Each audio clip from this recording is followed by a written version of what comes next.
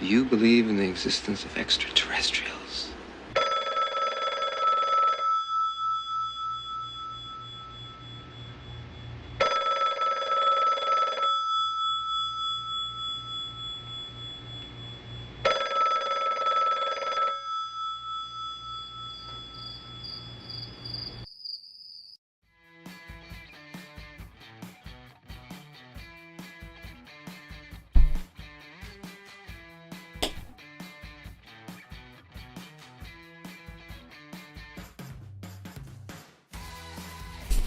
Good morning, good evening, or good afternoon, depending on where and when you're watching this broadcast. I'm Thomas Fessler, my friends, and this is Disclosure Tonight. Happy Monday, January 13th, less than 7 days till the inauguration of President Trump. Yes, we get hit a lot of times from people in the back, from people in the chat, going ahead and saying, what are you talking about? How can you talk about this schmuck? Well, the truth of the matter is, tonight we're bringing that battle front and forward, letting the audience go tooth and nail with each other. Why? Because it's necessary. There's one people who are for it, some people who are against it, but who in the heck would be against freaking disclosure? Well, hopefully it's not a bunch of closed-minded people, because you know what? Irrespective of where it comes from, my friend, disclosure is what we're doing here on Disclosure Tonight on a regular basis. Now, we're going to try something a little bit differently. I want to welcome everybody in the chat, and at this point, I want to welcome all of our friends in the back. We're going to jump right into the stories, but before we, and I will introduce our friends in the back as we get there, and as they raise their hands. What I want to do next is call on our dear friend, Mike. Mike, Disclosure. How's it going, Mike? Oh, it's going well, Thomas. I think we're going to have a lot to talk about tonight. The audience should be engaged and involved, and I think it's going to be interesting.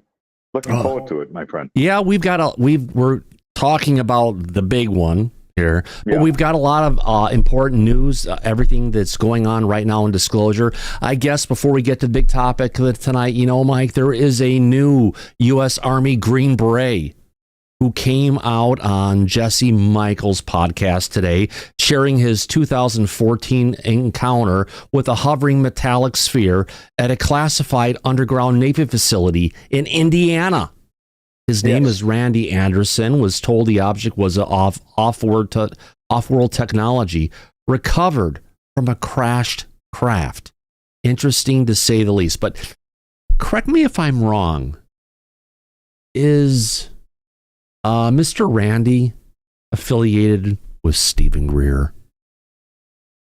I believe Mr. Anderson has had contact with Stephen Greer. Right. I know that Greer has been making an announcement lately for the past week that he is going to be dropping a bunch of whistleblowers with firsthand knowledge out to the world, and he wants 1 million people to be engaged with this new disclosure that he's going to be dropping. And before he got a chance to do it, because he hasn't dropped it yet, it seems that Jesse Michaels pulled out Randy Johnson ahead of time. Yeah. Well, it's press, it's things to build up to the big announcement. But correct me if I'm wrong. Didn't we hear before that all of the whistleblowers that were brought forward by Greer failed validation coming from, was it the Congress? From Congress, They had to get vetted. They wanted to testify initially before Congress, but before Congress would allow that, they go through the vetting process. And I know Michael Herrera had failed and was unable to testify before Congress because he didn't pass the vetting process with Congress. Right. So it's not a good look. Basically. And if this is another one of Greer's compadres, do you think he could be in that list of people who didn't pass the vetting? Because, you know, an hour and 40 minutes on with Jesse Michaels sounds like a really in-depth conversation. It was, and from my understanding, they were going over the history of, in 2014, when he was active duty, how he was even exposed or brought into this. And the way he was explaining it was that they just brought him in without any prior knowledge or information. Which seems kind of odd. If someone's being brought into a USAP, which is when an unidentified special access program. Unacknowledged special access program. Yes, sir. And if someone's being brought into that, right, and there's a lot of national secrets that the person's going to be involved in, don't you think? I mean, they would have briefed the guy before they brought him in and said, hey, look at this. You would assume. It's also a little odd that the rank that he was at the time, which was E5 sergeant, why they would be bringing him in without any prior knowledge. And according to him, it was to see what his opinion was of the objects that they showed him. So, his opinion. I don't know. Yeah. What are we dealing with, George Carlin? Everyone's got an opinion. We're talking out one or farting out the other. Well, his specialty was handling all types of prosaic weapons. And at the end of his visit to the off-world technology division, they had a gauntlet, the way he described it, which was the type of off-world weapon. And the scientists that were there were explaining that this technology operates through consciousness. And they wanted to see what his opinion, being a weapons expert, would be on this alien weapon. So he had limited exposure and no further information. And this was the extent of his testimony so far. So you're a weapon expert. We've got some advanced alien technology here that only works through consciousness. What do you think about that, Bill? Yeah, I know. It's a little it just keeps on getting better. Well, or worse, depending on your point of view or your perspective. If we're talking about DC Muscle Wolf, my friends, search it, my friends, you'll see points back to Stephen Greer. Yeah, it's interesting, but it doesn't buck the trend, does it, Mike? Not yet. But you know what? I think that there is going to be a lot of credible information that's soon to come out after the inauguration. Can we actually get some science people or some people of rank in here, not just the grunts being brought forward?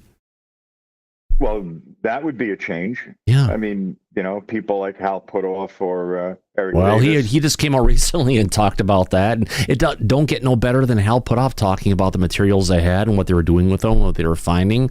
Yeah. Oh, yeah. Oh, no, the scientists are credible. Yeah. You're not going to hear a scientist coming forward that's going to be making claims that stretch the imagination, which is why I prefer to hear something coming from someone with a scientific background. No, I agree with you. You're right. I'd almost prefer to have some experiencers coming out and talking about it than this guy. At least they have something more that's relatable. Or at least they have some direct knowledge. Yeah. Personally. Yeah. No, I agree. That makes sense. You're right. But I feel we're really have quick a thing. lot of new, yeah. Really quick thing. Orbs, right? Yeah. What about it? They're seen flying around solo, right? Unless you look at the footage that came here from the Pacific Northwest, where you had someone with a $12,000 camera out recording, catching an orb with a chevron-shaped UFO flying in tandem behind a commercial jetliner, probably to go ahead and mask their movement behind our radar systems. That's about the only time we've ever seen an orb move around with something. Beyond that, I mean, even Sean Kirkpatrick came out. It's been going around Twitter saying, oh my God, they said they've been observing these things worldwide for a while, coming from NASA. So yeah, we've known about the orbs, but it's never like the orbs are actually part of another craft, are they? They're kind of solo things, aren't they? Usually. Yeah. I mean, listen, on occasions you've seen orbs right in your own backyard. Oh, yeah. And yeah, they were front yard on that one, not the backyard, yes. Just being clear. They were single objects, usually. So you're right.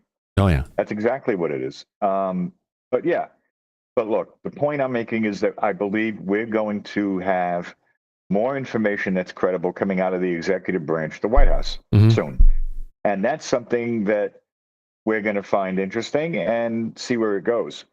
Yeah. But all of these outside claims right now, you got to take it with a grain of salt. You do, just like Banana Booey pointed out. Fest changing to flannel, solid movie. I've been out of flannel for a while. I was wearing my lucky blue hoodie that we were wearing during the whole drone event, but I had to get back to flannels. Just saying.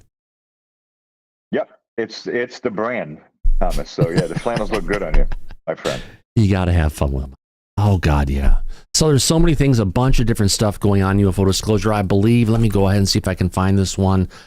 There was another sighting that went on today. Actually, where was it at? Gmail. No.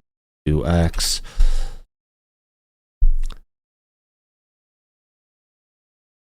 I have purple here? No, I can't get to. Let me get to. Sorry, I've just got too many browser windows up at this point. Get a new window over here. Let me get across to X. Oh, there was a, let me get to the shit that I was doing today on Twitter. Find myself. There we go. Let me get to my latest retweets or some of the things that I've gotten into and talked about. Hey, hold on. This is a reply, actually. This is being replied to, all right, here we go. So this comes from good old Christopher Sharp at the Liberation Times. You remember him, don't you, Mike? Oh, I do, yeah. Yeah, blowing up a phone like it's an ex-girlfriend. Yeah. There you go. Those were the days. Yeah, so let me go ahead and bring this one up for everyone to go ahead and take a look at. Oh, document, guess. Let's go ahead and bring this up. This is a post coming from Christopher Sharp earlier today from Mr. Liberation Times himself. What he says is, it looks like drones are being seen around Europe again, except what he's showing is not a drone. They're calling it a drone, but what we're really looking at, my friends, is UAP. The enthusiasm from New Jersey sure do get around. This photo from Denmark, seen around Icefjord. Metal Gaming, this is from your town, my friend, Mr. Denmark. Yes, the witness reported the Danish Security Intelligence Service told Denmark's police intelligence services to follow up with inquiries. No explanation provided. Russian ships reported nearby, however, but if like other cases, then it appears to be counter UAS systems are obsolete. Now, the one thing that I noticed about this, you know what's interesting about this, Mike? It's got that green with a little bit of blue hue going to it. Ring a bell? Yeah, like an electrical fire. Not just an electrical fire. Where is the one that I put up here replying to some schmuck? Let me get back to my replies. Let me find the one I put it out here. Here we go. Oh, that one. Come on, get down to where's my... There's a lot more repeats here. Let me get back into this one. All right, here I did. All right, so... Hollywood, you've heard of Hollywood on Twitter before. They're basically saying, a lot of people saying out there to deceive us. But you know what this reminds us, Mike? Remember that UFO we had just seen from the flight crew in Fort Lauderdale? Yes. We covered that the other day on the show. It's a similar color. Right. If you take a look at this one here, let me see if I can go ahead and bring up another one here in X. I can bring the two next to each other. The two are pretty similar. And I know the other one's got a little bit more blue, but I have to bring up the question and say this honestly. When is the last time we've seen a green UFO? It's been a long time. We don't see them that often, do we? Not at all. Correct. So along those lines, if we've got that green one, then I can get into... Oh, let me just find my replies again. Sorry about this, folks. I'm just trying to deal with my back is killing me again. So I'll say hello to my lower back. All right, so we've got the picture of what we had. We have that one. Yes, it's different, but there also is a similarity in the green color they're getting on the right side of this. And granted, one is green with a bit of blue. I'm going to call whatever we're seeing here is similarities between the two sightings. You can even see how this one here, Mike, is even a bit wider than it is rounder, so it almost would purport, if they had better optics, that they could get something to look like the one on the left. Yeah. The one on the left is interesting. Yeah. So is the one on the right. That was just captured by a stewardess from a flight crew. Right. Remember, they had seen 3 of these coming out from the front of the airliner, and this one over here, but we haven't gotten any images of those yet to date. Right, but I just find the green color a little odd. It's unusual on the one on the right. I know. It is. You don't see green things that often. No. But when you get something else that's green over here, you get something that's green with a hint of blue, you have to kind of throw them in the same box to say we had this one show up a couple days ago, then we had this one within a couple other days later, right? Showing up with similar colors on a different part of the world. Remember, we just had the pink ones that were, or the pink or red ones that were seen over Oregon. Remember that? I do. Yeah. You're right.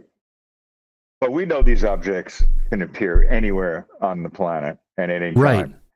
Not a surprise. But if we're getting something in one place at one time and we can potentially tie it to another sighting someplace else, what's the old saying, Mike? Patterns tell stories? Oh, yeah. Absolutely, They do. I agree. Absolutely. So check your DM I just sent you on Twitter real quick. It's from Representative Marjorie Taylor Greene. Oh, I've got that one, yeah. Let me go ahead and bring that up. Yeah. With the drones over the White House, yeah, that's. Oh yeah, there's gonna be drone. Yeah, we also had. I have a clip of someone from the FBI saying, "Oh yeah, there's gonna be drones over the White House." Let me go and get to that one. MTG. And with the current administration, I would assume they will take no action. Oh yeah, Marjorie Taylor Greene saying, "I just flew into DCA, which is DC's airport. Before landing, our pilot announced we had to fly in from another direction due to unauthorized drone activity over the White House." And I know I've got another clip in here somewhere, Mike, from today's content that goes ahead and it's actually it's an audio clip or video clip. Bring this here. I can find this one. Nope, and not rest that assured, one. everybody, the White House will take absolutely no action against those drones. Not that one. Here we go. All right, so this is coming to us from UAP James. You remember UAP James, don't you, Mike? I do, yeah. We cover him a lot. All right, so let me go ahead and bring this one up. What are they saying on this one? Fix it so we can all see it. Let me get this one in the background. Sorry, we don't see that anymore. Let's make it a little bit less so wide so we can see what's going on. All right. Drones at Trump inauguration are part of a protective security plan coming from our friends at the Secret Service. Do not be alarmed if you see these assets during the inauguration or in training in the days ahead. So we are in the days ahead, and let's see what he has to say. Secret Service's comprehensive security plan will continue to use drones as part of our protective posture. Do not be alarmed if you see these assets during the inauguration or in training in the days ahead. The Secret Service. So here's the thing, Mike. Do you think the drones that we're seeing over the White House could have been potentially from the detail that the Secret Service here is talking about? And there's just the communication in usual, I don't know. You know, in the general way that our government doesn't work? Well, yeah, that's on one hand, that's true. But with the current administration, it might be a little too soon for the incoming administration to have a drone display over the White House. Well, it's not necessarily a drone display. Remember, about a week and a half ago, we covered that there were some drones being seen over the Capitol. And the first thing we brought up was, well, there's drones are there. It looks like they were patrolling the particular area. It could be from our own defensive drones that we're going to have over these facilities because, well, as we should know, the United States government should have drones of their own to go ahead and do the patrolling from the sky we can't get from the ground, right? Right. You would think. But I don't know. I mean, look, we know that after the inauguration, whatever the drone flap was about is going to be made public. So well, it's going to be coming on the 21st, hopefully. Right. Yeah, exactly. But there's going to be a lot, I'm sure, in his first 48 hours that he's going to have to do when he gets in office. But that brings us back to the title for the show, Mike, Trump UFO Disclosure. Democrats say it won't happen. Right. There's a lot of pushback. Oh, boy. And it's a lot of partisan pushback. You know, the amount of hate and vitriol that we see in the comments that I go and remove from the people who like to unsubscribe or the people who won't subscribe because we talk about Trump potentially coming our way. It's like, okay, we can get to disclosure, right? But F you, Trump lover. He's not going to give it to us. So stop pandering to him. It's just that kind of stuff that comes off on a regular basis. And I've got a bunch of interesting things that have been said to Ryan that I'm going to bring up because that's the kind of stuff that we're seeing right now. And it's just concerning that, you know, we were talking before that ufology, right? Yeah. Study of UFOs, people interested in UFOs, the thing that Lou Elizondo wants to burn to the ground. Well, it's still around. We're all still here. It hasn't burned down yet. But if you look at the people in ufology, there's already a fraction, right? From the people who believe Lou, right? And the people who are pro-disclosure to the people who go ahead and say, you know what? He's this information agent. He's a grifter. He's out for the money. Right. And everything he's saying is a lie. Everything about disclosure is a lie. Insert Stephen Greenstreet from the NY Post quote here. And they've been going on about this for years. Yeah. Right. Oh, yeah. You and I have been dealing with it the whole time. We know. But there's two sides. We have people who are looking for truth and transparency, like ourselves, who are neutral. And then we have the trolls, as we like to call them, the red panaqualas, the tupacabras, all the people who are out there, Stephen Greenstreet, Mick West, all the people who are against anything with disclosure. We're going to call out and say it's a bunch of bullshit. You know what? But if those two groups could get together, saying the people who believe and the people who are calling bullshit and say, hey, you know what? We have a common interest here. Patink. We want to go ahead and all find out the truth. If it's the real thing, if it's not the real thing, if it's a psyop, if it's a cover-up, whatever it is, we all want the truth. But now we've got into a third fracture of it. Now we've gotten to the part where people who support disclosure, but because it could potentially come from Trump. Now remember, Biden still has 6.5 days left, Mike, that he could go ahead and not just worry about signing executive actions for a bunch of bullshit that's all going to get reversed, to actually do something meaningful, to go ahead and bring disclosure forward. But that's not happening. No, it's definitely not going to happen. The last 4 years have shown that very clearly. That's the problem. Right. But the people who are you know, were turned so, you know, from the mass media, let's just put it out there, the deep state have been so turned against Trump for whatever it is, they're unwilling to accept or want it to get there if it's going to come from the Don, which doesn't make sense. If we can get to the end goal, why wouldn't we want to get there? Who the hell cares what side, red or blue, is going to bring us there? Let's get there because we all want this. Right. And as you and I have talked about on the show for many years now, Congress, which is one of the most dysfunctional parts of our government, that has failed. Get anything correct or function properly in any way. It's completely dysfunctional.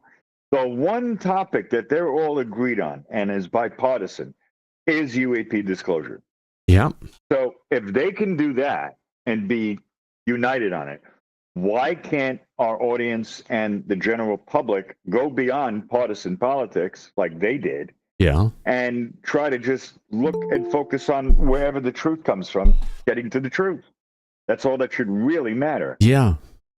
As we're going down this, we'll get back to the different parts, just talking about where we're at. We'll get to some of the more salacious comments because I have plenty to go ahead and bring up just to go ahead and illustrate that people are just so, you know, it's TDS.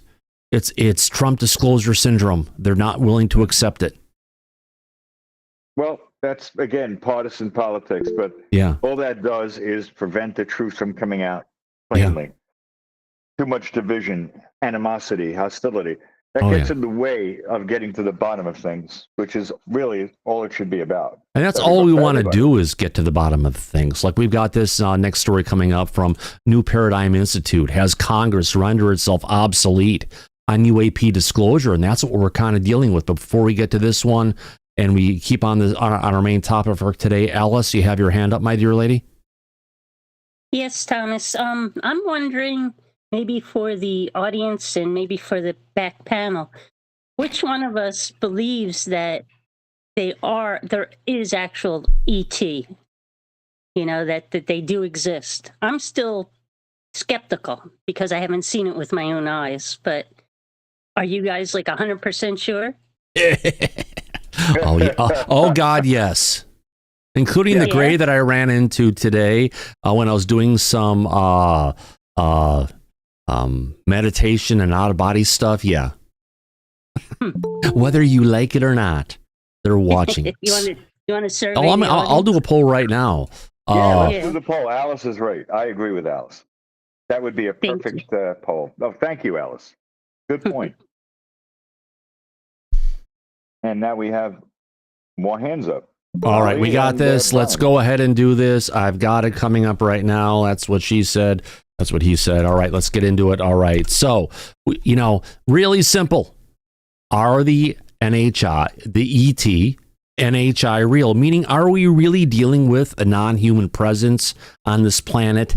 Yeah, I would say so on that note. Let me go ahead and find the sound effects and get the pulsing logo up and going for all of us. Here we go, folks. Pull it down here a little bit. There we go. All right, let's see where our audience takes us on this one. Hey, Google, set a timer for 1 minute and 30 seconds, please. Got it. 1 minute. 1 minute and 30. Starting. 1 minute and 30 seconds with 136 votes in, with 669 people watching. Old 69 dudes. If you haven't subscribed yet, do us a favor, friends. Give us a subscribe. And if you haven't taken this time, giving us a thumb up, take this time to give us a thumbs up or a thumbs down. And if you're not happy with what we're talking about, you can tell us in the comments below. Hopefully you'll be nice and you won't get deleted for that matter. There's some nasty people out there. Really nasty. Unfortunately. Yeah. For the time we put into this and what we get paid for what we do, they're really demanding and they're opinionated. But my God, all right. With 42 seconds left, Mike, I've never had a survey here on Disclosure tonight yet that has been so one-sided. What happened with the 5%? 33 seconds left. Come on, audience. Let's see if we can get this to 250 votes. We only have 195 votes in. It's easy. You see it on your phone. Go ahead and tap on it, click on it. Vote. Come on. Let's see where we can get to really quick. We've got just 20 seconds left and 199 votes in. 200 votes. Let's see if we can get it to 225 maybe. 14 seconds left. I may let it go to get to 225. But Mike, this ain't moving. This is the most one-sided survey we've ever had here so far. Are you surprised? Which is good. Yeah. No. Yeah. It means the audience knows the truth and has accepted what we know is the evidence, right, and is behind it. Yeah. I don't see a division here. No, not at all. Let me go ahead and do a shift print screen, do a copy of that. Yeah, I still have the print screen button used on my Mac for this one. That's a special one. All right, 96%. 232 votes. But the next thing I want to find out from our audience, Mike, you can say no. They can say yes. Let's not go there. Let me go to here and say I want to do another poll. I, meaning the viewer. What do you want to call it?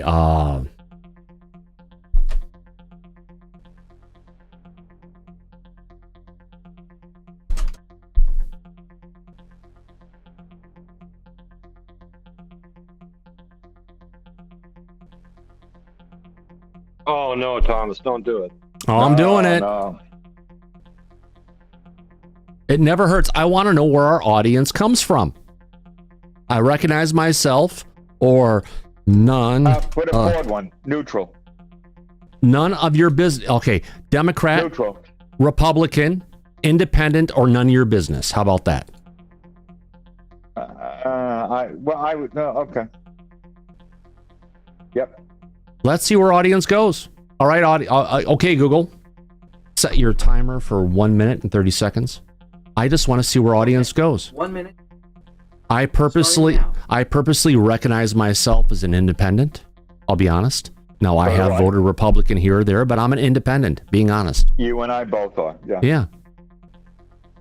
I would probably say that none of your businesses, we could probably lump them into Democrat. Just saying. I don't know if that's true.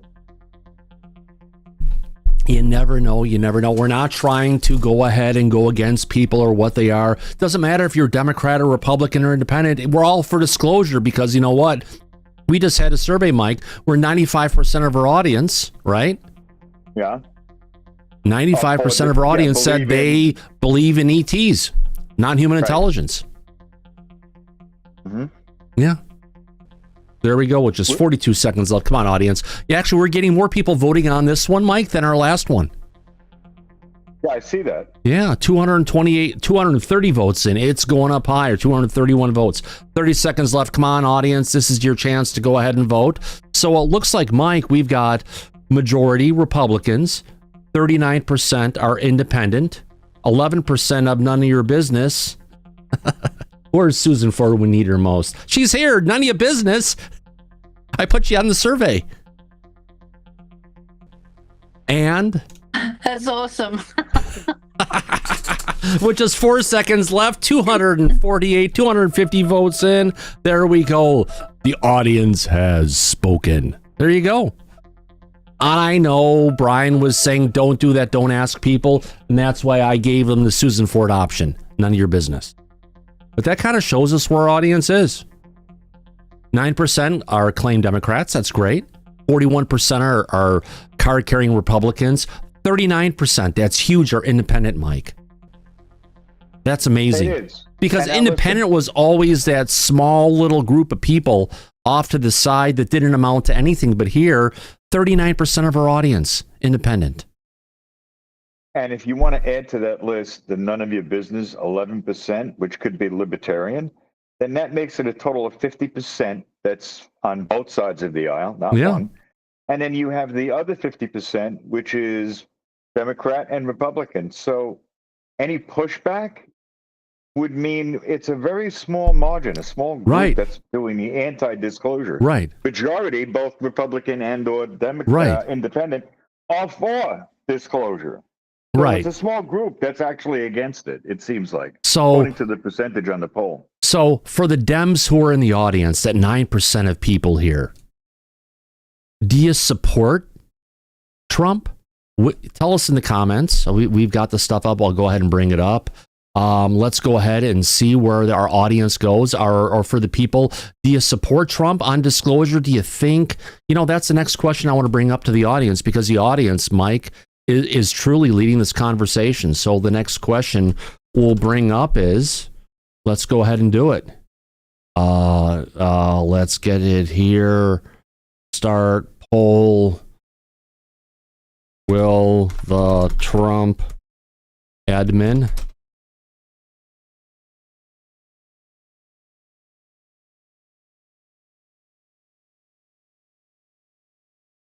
how do I say this? Will the Trump administration get us closer to UAP disclosure?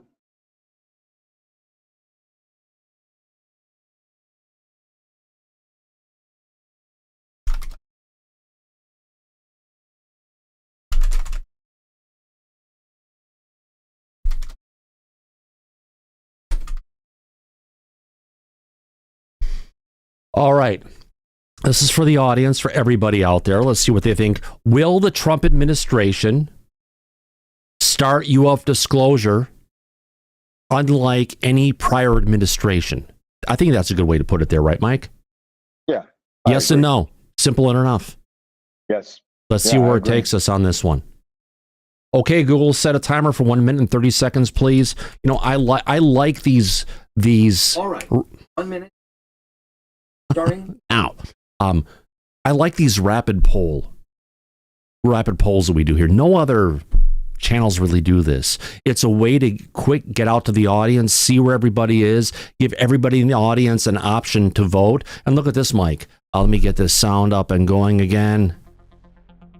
All right. So in this one so far, will the Trump administration start UFO disclosure like any other prior administration? Meaning, are they going to go ahead and start giving us bits of information and start us down that path, that marathon that Lou Elizondo has talked about so many times in the past? Right, Mike?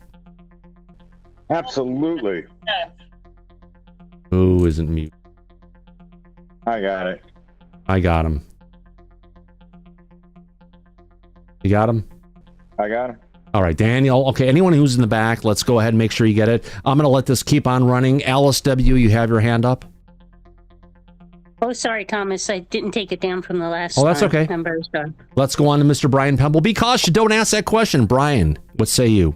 No, I'm actually, I want to retract that statement, because when you put up the Denny Sheehan tweet where he said basically that Congress is inept, I think that's pretty much 100% right. They failed. They had the UAP disclosure amendment that passed the Senate the first time, and it failed in the House, and they brought the same damn thing back, and it failed in the Senate, never made it to the House. Yes, and if I could just have 1 second here. Yeah, take it. Even you are on the show taking the people's advice and tailoring your sword towards the people's advice. It's our closest representation is the House of Representatives. That's why they call it the People's House. They are not taking our advice. They're beholden to larger corporations. I don't care if you're Republican or Democrat or what have you. But I think it's absolutely fascinating. You are a better representation than what we've got on our federal government that should be the People's House. Right. And you know, Brian, go ahead. Yeah. No, I mean, they fail time and time again. And we're starting to replace them. We're starting to figure out who's a swamp on the Republican side, who's a swamp on the Democrat side. We know who these people are. We've pinpointed them. We've targeted them for replacement, not physically. Yeah. We've targeted them for replacement. Like Mike Turner. That's exactly right. And so, representative from the same district in Ohio where Wright Patterson is, someone who's been vocally against the UAP Disclosure Act. Most importantly, someone who got lobbied by Lloyd Austin and Jake Sullivan to go ahead and shut it down. Yeah, and the last thing that I want to say on my little rant here, but you're exactly right, Thomas, is that the Congress, whether it be the Senate or the House of Representatives, is not impotent if they exercise their power properly on behalf of the people. For example, They can control the power of the purse and they can defund these things. And that has never happened. They always get pay increases when they should be getting pay decreases. Right. If they're not doing their job, go ahead and why are we giving them raises? If they're doing the minimum, they're doing the bare minimum, and they're not doing what their job is supposed to be, but they still vote. Well, of course, if you vote yourself for a raise, why not? They have the ability, don't they, my friend? Yeah, and look, I have no problem with them getting paid well, but it should be done if you do your job well. Right. Then you get paid well. Oh, so actually, if you do something good, you get a raise, not just to go ahead and get all your friends to go ahead and vote yourself a raise. I get that. Yeah. Yeah. I mean, it should be incentivized to make legislation on the reaction of the people, as opposed to the reaction of the corporations and the people that donate you money. And I think that crosses both aisles as well. Oh, anyway, absolutely. Now, I'll get off my soapbox. No, it's okay. Before I call in Ed Brown to bring on the next part, coming from Danny Sheehan, this raises an urgent question. Has Congress, through its inaction and lack of coordination, ceded its constitutional oversight responsibilities to elected officials and shadowy bureaucratic networks? Ed Brown, what say you? Well, Thomas, I want to comment on that and also to hitchhike on what Brian was saying. I agree with a lot of his points earlier. But I want to first go to the poll, if we may. Yeah. We're getting so far away from that. Now, in the poll, you did that, and I agreed with you. I thought it was a smart idea to poll the audience. And you did come up with the breakdown of Republican, Independent, Democrat, and none of your business. Yeah, that one, yeah. Yeah, now kind of being one interested in mathematics, I've got a conclusion here that you probably didn't draw, and that is, since the audience is none of your business, 11%, that would mean, since you have a little over 200, that there are 21 Susan Fords out there somewhere in your audience tonight. We don't know whether they're Democrat or Republican, but we know they're out there in the audience. Right. Oh no! Run for your Oh, and you've got that big lives. roll of toilet paper there to go ahead and clean up the mess if it comes along. Well, back to Ryan's comment into Congress. I don't think they have given up the role in this. I think actually, look at guys like Burchett. He's even more determined. So as the state, the hidden state, tries to block him from doing things, he's just finding ways to get around them. I think they're going to keep pushing. Yeah. And they'll give us the disclosure. But back to your comment earlier, I had like 3 or 4 questions backed up before it was my turn to talk. Back to your comment earlier about it being a subject that we both agree on. I don't think there's any topic that the Democrats and the Republicans agree on better than the one of disclosure and the existence of. Well, supposedly disclosure is supposed to be bipartisan, right? And it is actually. It should be, but what we have seen in the last year or so, it hasn't been as bipartisan as it could be. In the last UFO hearing, we didn't have hardly any Dems coming forward to ask questions. Well, I still think they're going to be moving together as a Congress. I hope so. And my humor is dry, and I always have to tell you I'm about to give you some before I do it. Otherwise, no one gets it. But the poll you should have conducted is to poll the people in the back chat and find out how many of them are in fact non-human intelligence or representatives thereof. That would have been a good poll. How many people in the back? Well, honestly, Ed, if you look in a mirror, I'd say all of us have some little bit of non-human intelligence in us. Well, there you apparently, go. Apparently, those aliens back in the day, they were kind of horny little bastards. Yeah, some will hide behind their icons or their little memes, and some of us will actually show our face. I think the ones that don't show our face, I won't name you out, are the ones that maybe have a little bit of alien blood in them, perhaps. Mike, for example. I like that. That's a good one, Ed. You got to have a fun one. We do have a couple people in the back with their hands up. British, go ahead. Hi, Thomas. Hi, guys. I'm quite late on this evening, so I may have missed you guys talking about Tim Burchett, and I know Ed just mentioned him. Obviously, I've seen the clip where he said it's definitely not China, definitely not Russia. It's either some secret USA skunk. Oh, wait a minute. You just brought up a clip that I have sitting here waiting for us to go ahead and show. Since you brought that up, we're going to go ahead and show that now. Go for it. Where is that at? Let me get to it right now. Here's the video. Let me find this one. It is something where it's in wide mode. It must be coming from AVM in India. It looks like it. You never know. Let me go ahead and bring this one up. Let me get the document. Video guest. All right, this one kind of works. I'll bring it along. All right. We've got Tim Burchett here talking about what you were just saying. And your first question was if China or Russia. If Russia owned it, they wouldn't be battling in Ukraine. It'd be over. Putin's ego, it wouldn't have happened. China, they would control us. Even they pretty much do now, but even more so. So that goes back to my original premise. It's either something that's extraterrestrial or something that we have in our skunk works that we are reverse engineering. And your first question, Mike, this brings us back to the point of on our bingo cards, we said that potentially it could be coming from China, that it could be coming, but we rolled that one out because they'd be committing basically an act of war against the United States. It could be Russia or Iran getting technology from China, but we ruled that out because if they did this, they would be coming up against war for the United States. And what we kind of came back to was the drones that we were seeing was most likely from our own arsenal, right, Mike? Yeah. That was definitely on the bingo card. Yeah. And it seems like it's a distinct possibility at this point. But again, we're going to find out all about those drones in a few short days. And when we do, we'll get our answers about what was really going on. Yeah. I can't wait. Yeah. A little more than a week, Mike, because it's going to be not the first day he's in office, but the full first day, which is going to be next Tuesday, which we're about a week out from that at this point. Yeah. It'll go by real quick.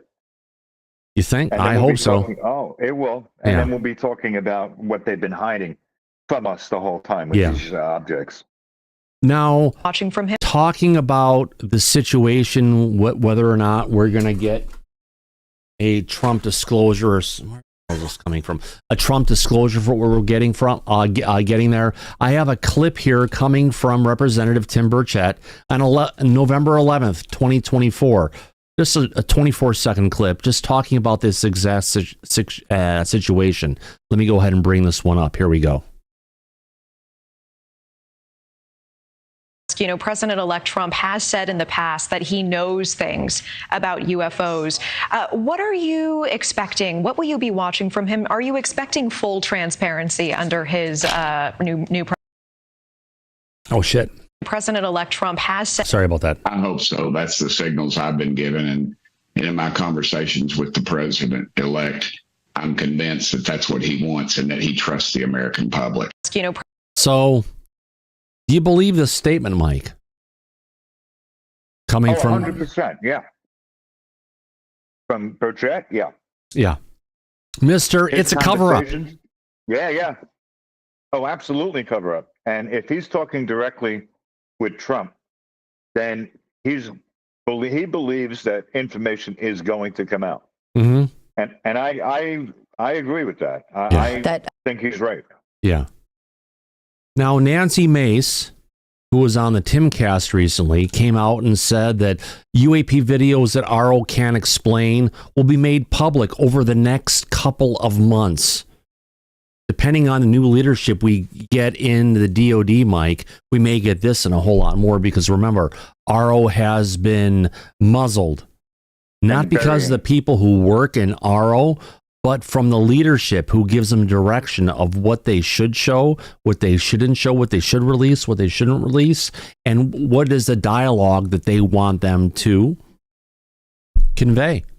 So let me go ahead and bring up this little clip here of Nancy Mace talking about this. Here we go. They're also going to release information on what is unexplained. What's the company? Arrow. It's a government agency that... Did you just say, what's the company? Arrow. It's a government agency that investigates UAPs. They investigate a lot of other things as well, but they'll be doing this, I am told, starting this year, starting over the next couple of months, start releasing information on videos and photos that they have debunked, and they will explain how they've been debunked. I've been briefed on this. And then some of the ones that are unexplained, they will also release to the public. They're also going to release information. Now, here's the thing. You know, we don't care about the ones they've debunked. Bring out the stuff, Mike, that they can't figure it out. I think that's where the, if you want to call it the pulse of the people of the United States are. If you're going to debunk, well, you know what? Even the stuff they've been debunking, like the Aguadilla, Puerto Rico incident from 2013. Yeah. Why in the hell are they going ahead and literally debunking it? When it's so real, but you know what? It shows how deep and far their bullshit flows. Well, listen, what a lot of people are not aware of and don't really put two and two together is that Arrow's mission statement, when they stood that organization up, that agency up, is they were supposed to only be focusing on the unexplained. Right. Not the prosaic explanations, which they've been beating us over the head with the entire time. So right. You're right. Because as soon as RO figured out something wasn't what they thought it was or should be something else, they're supposed to shut down the investigation on that and give it to a different agency and to only focus on, like you're saying, the unexplained. Right. That was what they were created to do. That was what their mission statement guideline still states if you look it up online, which you can. Oh, yeah. But they deviated from that and only focused on the prosaic information. Yeah. It's a disservice. Yeah. Hopefully the new administration will do something about that organization. Yeah. Maybe remove it or put somebody in who will do well, the right thing. I don't think the issues have been with the people who have been in leadership. I think it's been the people who are behind the scenes that are telling the people in leadership what the fuck to say. Which goes back to the executive branch, which means now we should have a different mandate coming from the executive branch moving forward. right? Yeah. So hopefully there'll be a change either way as a result of that. Hopefully. Yeah. Now, in another clip coming to us from the Benny Show, we've got Senator Tom Cotton, a representative from Arkansas, the Senate, who's part of the Senate Intelligence Committee chairman, stated that the Biden administration has not provided an explanation for the recent drone activity.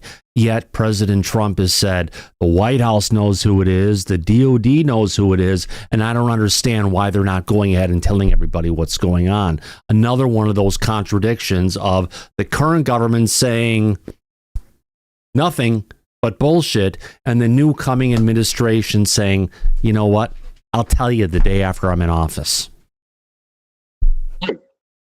And I think on that one, the proof will be in the pudding, right? Either we're going to get an answer like he promised, or we're not. And if he doesn't, we'll hold him to it. We'll hold him accountable. We have to. We'll hold their feet to the fire. Oh, like we fuck have yeah. Oh, the yeah. whole time with either side.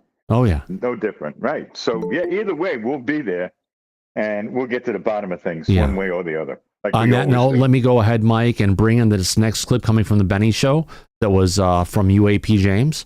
Let's go ahead and bring this up and play this clip. Here we go, everybody.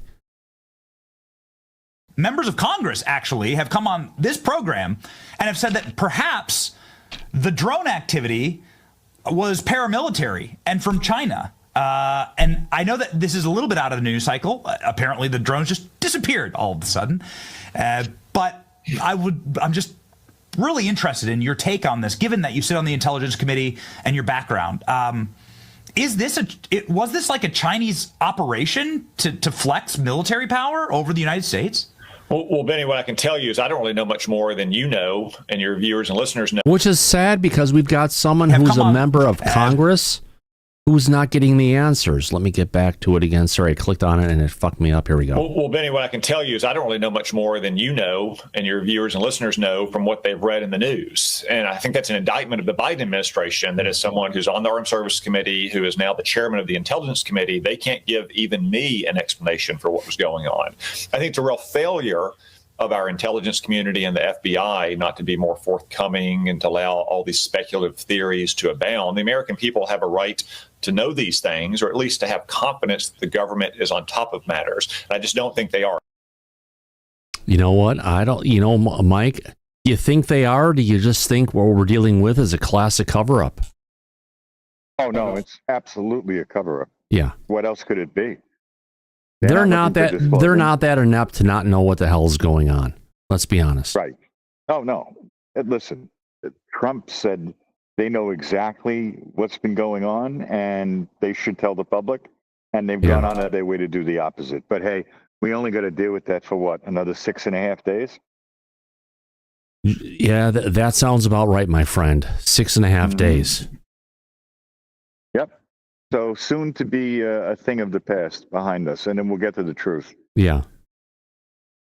Now to go ahead and get into some of the posts that came out there from UFO Jesus, because Ryan, who's UFO Jesus over on Twitter, Post Disclosure World, has been bringing up the Trump word like we have been in our show here in Disclosure tonight.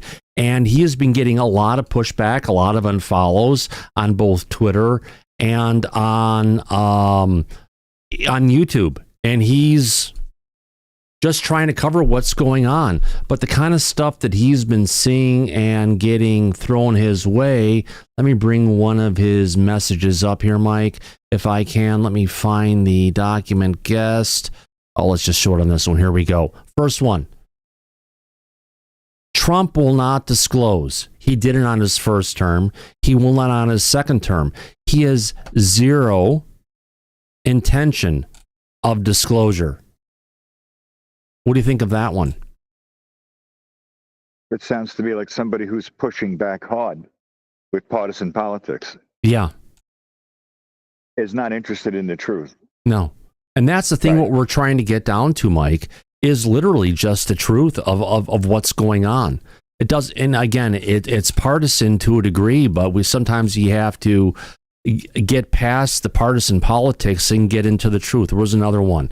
Here's another one. I think this person might be from Australia. I'll bring it up. Trump's a deranged scent. He will only reveal what serves him best regarding UAP. The man's a coward. All that needs to be done by the DOD is to threaten him, and UAP will go away. Do you believe that one, Mike? No, I don't, because he made it very clear that his plan for the second term is to remove any of the obstacles that have been in government so far and get rid of them. So whoever who's running the show, he's putting new heads in. It's Right. not going to be the same bullshit going on. So he's already dealing with that proactively. Right. It looks like. And then we've got another person here by the name of Roger Dodger. Let me bring up Roger Dodger's post on this one. There's a bunch of them here to get into it. Roger Dodger went and said, dude, if you want to be apolitical, then be apolitical. Stop talking politics. I had to do that with some good friends who I've known for ages. We disagree to disagree in politics, but we remain good friends and talk about other things. But the truth of the matter is, Mike, politics are a part of disclosure. 100%, because it's been covered up by the executive branch, not by Congress. Congress has been, how do you put it? In the dark. Well, no, they've gone along with the bullshit. They've listened to it, and they just, it's like eating the endless plate of spaghetti at the old spaghetti factory. They're just eating the bullshit that's been coming them from the government because, look at this, I'm getting funding, I'm getting people who are giving me money, and although I make $175,000 a year, look at how many millions of dollars I made. This is great. That's what our government has turned into. Yeah, corruption at its best, textbook. Yeah. And yeah, that's why things are dysfunctional and don't work the way that they should. Yeah. But now there should be changes put in place that haven't been put in to this level or degree in prior administrations. Yeah. And maybe that'll have an effect. I'm hoping. Well, here I've got another one here, an interesting one. You can tell this one is really been watching a lot of CNBC. He's already started to make an enemy in Europe and North America. I bet Putin and China love Trump because he don't know politics and is very amateur in terms of statements he make. More like the writing of the person who's writing this. Imagine Putin asking to invade Sweden, Switzerland, the same thing Trump is doing. But again, what we're getting is a lot of people with the negative comments. It's just classic TDS. Here's another one. Let's bring it up from Glenn Robinson. What does Glenn Robinson have to say? I think this one should look familiar. Yeah. Trump only cares about money, effing, and smithing his enemies. He has no use case for UFOs. But if you look back to the deep state, Mike, didn't the deep state that Trump has talked about time and time again really come from UFOs, and that was started with the UFO cover-up? So if he wants to abolish a deep state, you have to go back to its roots, right? Yes, you do. Beyond a shadow of a doubt. But these people who are creating dissent, they are against the truth coming out, and they are only following partisan politics. Now I know why Ryan is pissed off about this. Yeah. He has every right to be. Yeah. Another one. Let's bring up what Arthur says, a different Arthur than the one that used to be here on Disclosure tonight and is a complete whack job. Let me bring this one up next. Arthur Preston, that is. Arthur Iglesias says, their ego is number one most important thing to exist. They'll never face the hypocrisy, meaning they'll never bring the truth forward. I don't think that's part of it. No, it's not. No. It's these things we have to go ahead and look at and get into it. But there have been some really nasty grams we've been getting. We've been getting unfollows because of whenever we bring up Trump. People go ahead and just unsubscribe from the Disclosure tonight. So if you're watching Disclosure tonight, you're having a good time. We're bipartisan, but the reality of it is, irrespective if you like the guy who was elected to president or not, if he gives us disclosure, Mike, I think it's a win for everybody. I wouldn't care if Ronald McDonald was the next president. As long as he was going to bring us the truth, we would talk about it and support whoever would be doing that. Yeah. Right. That's what it's about. It's about truth and transparency, not about politics or which side of the aisle you're on. It's about truth and transparency, but it feels like it, like in the picture coming from Ryan's post, it's like you were walking on eggshells. You're damned if you do, you're damned if you don't. Right, but if you take a look at the poll that we put up with our audience, Yeah. as far as politics, it's actually a small group that is being partisan about this. Majority of the audience, Right. they are for disclosure and the truth. I believe that's the truth about the audience as a whole. So there's only a small amount of people who are throwing shit against this for their own agenda and their partisan politic beliefs. So I wouldn't pay too much attention to that or them. And you and I have had private conversations about this. Anybody that pushes back against us and what we do, if they want to unfollow and unsubscribe, that's better for everybody, better for us. Right. It's fine. So if we lose we lose some people on the bus along the way to get to disclosure, that's fine. We'd hate to lose you, but if talking about this and saying that we could potentially get disclosure from Trump is that traumatic and you have to leave us, we'd hate to lose you, right, Mike? Because we're going to cover this bipartisanly. That's the truth. That's right. And we are neutral in political beliefs, but we cover all the news and politics equally as any journalist does in news. This is what you do. And this is what we do. We're professionals. Yeah. But I can tell you that if there's any people that are out there that are looking to cause drama just for drama's sake or to get attention for themselves, better off without them. Yeah. So you and I are in agreement with that. Yeah, so if we lose some people along the way, we hate to lose you. We've been losing some people. But if you want someone who's going to help you bring you to disclosure, that's what we're here for. Now, we do have 3 people in the back with their hands up that I've been ignoring. Sorry about that. Let's get to Ed Brown first, and then Brian, and then British. Well, Thomas, as I've said many times before, this is really the best place to get the latest news on disclosure. It's really the best podcast on the internet. And, we bring up the topics and we discuss them. We get a lot of input. Mike and you bounce ideas off each other to provide us context. So, it's a great place to get that information. But I'll tell you, there'd be one solution that would really crack this thing wide open. And we know that Kozlowski is the new head of Arrow, John Kozlowski. Yeah. But I want to go back to Sean Fitzgerald, wasn't it? Fitzgerald was the guy. Kirkpatrick. And the interview he just recently had where he basically denied absolutely everything. It would be interesting to have a podcast where you had Kirkpatrick and Lou together, and instead of anyone asking them questions, they ask each other questions. Wouldn't that really illuminate the subject? And Lou could say to Kirkpatrick, well, you said that whatever was not true, and we know it to be true, and just let them go back and forth.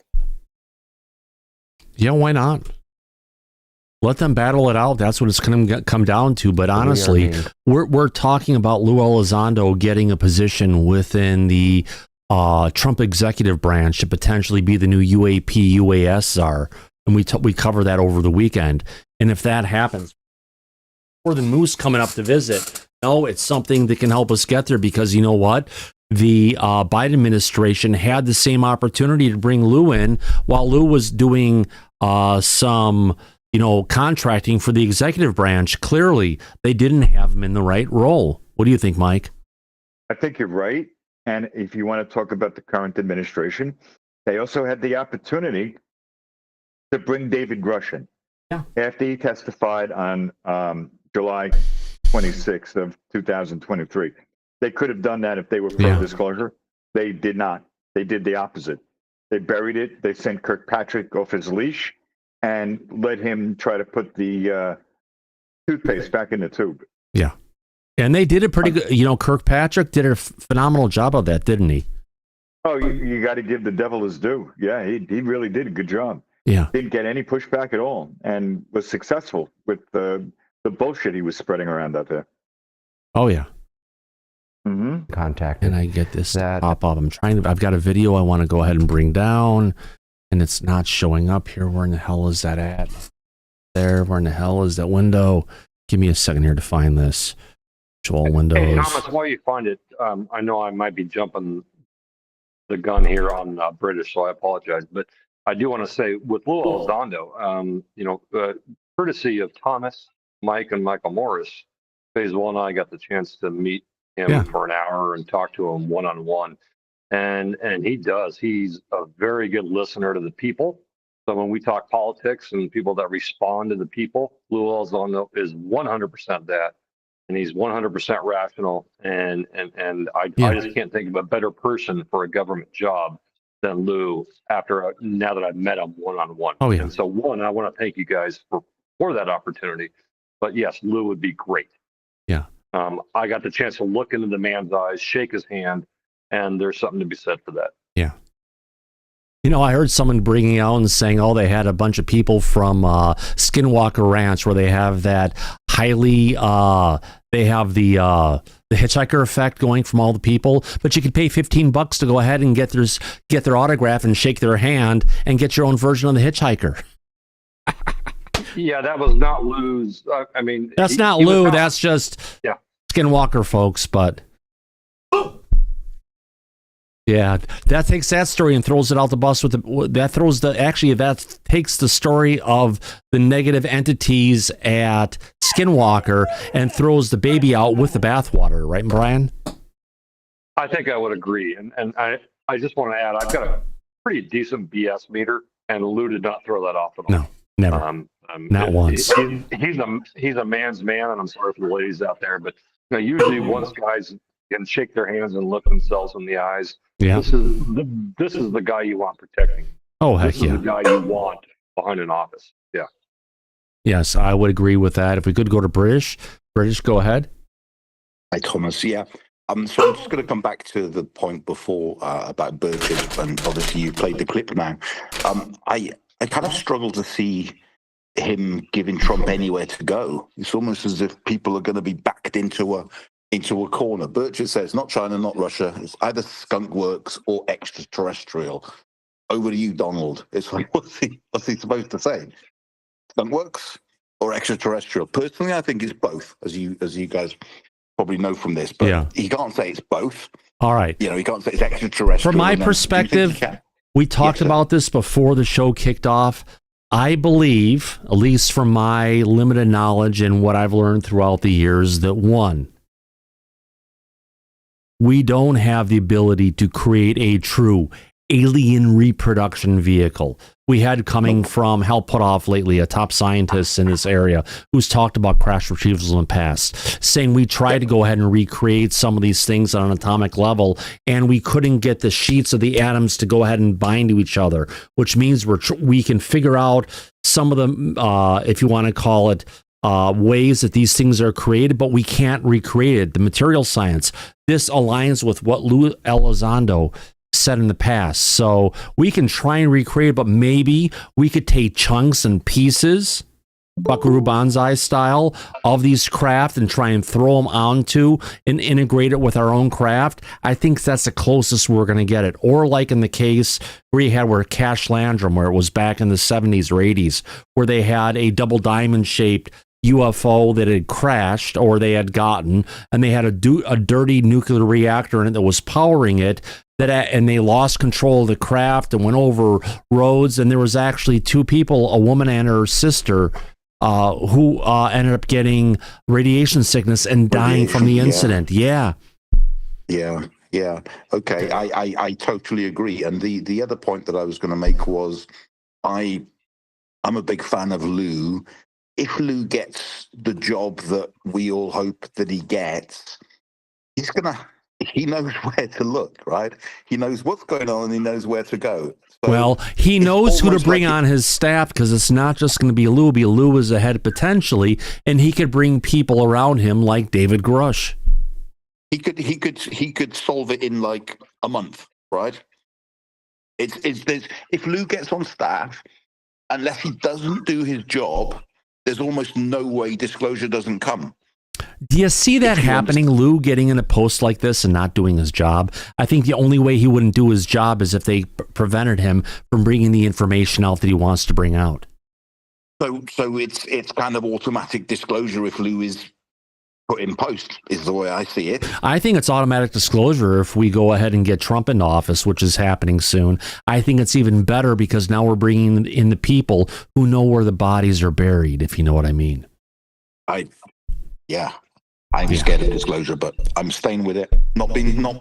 Try not to show fear. Yeah.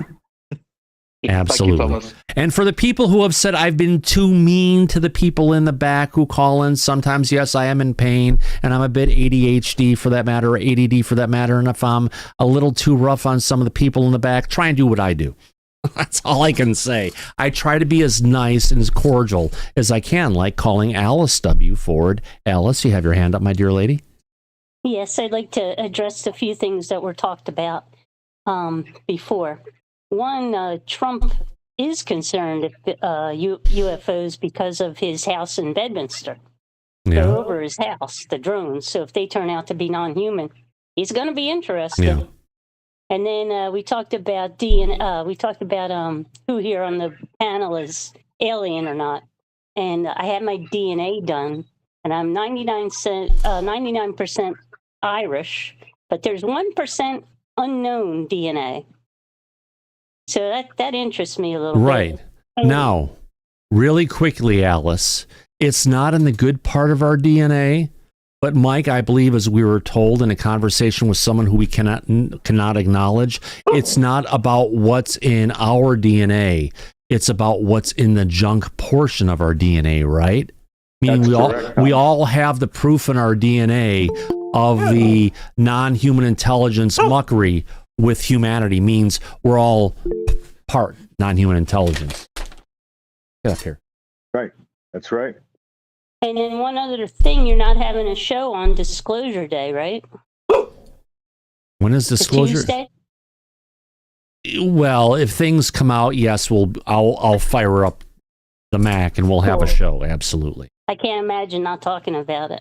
I know. And if things get into it, there's a lot of stuff happening. We'll be back covering here things on Disclosure tonight, whether it's disclosure or other stuff, major topics. You know, we had a survey on Saturday. 75% of our audience plus said, yeah, they'd watch our show if we started covering more other news topics besides UFO disclosure. So we're looking forward to it. We're just waiting for the next major thing to happen.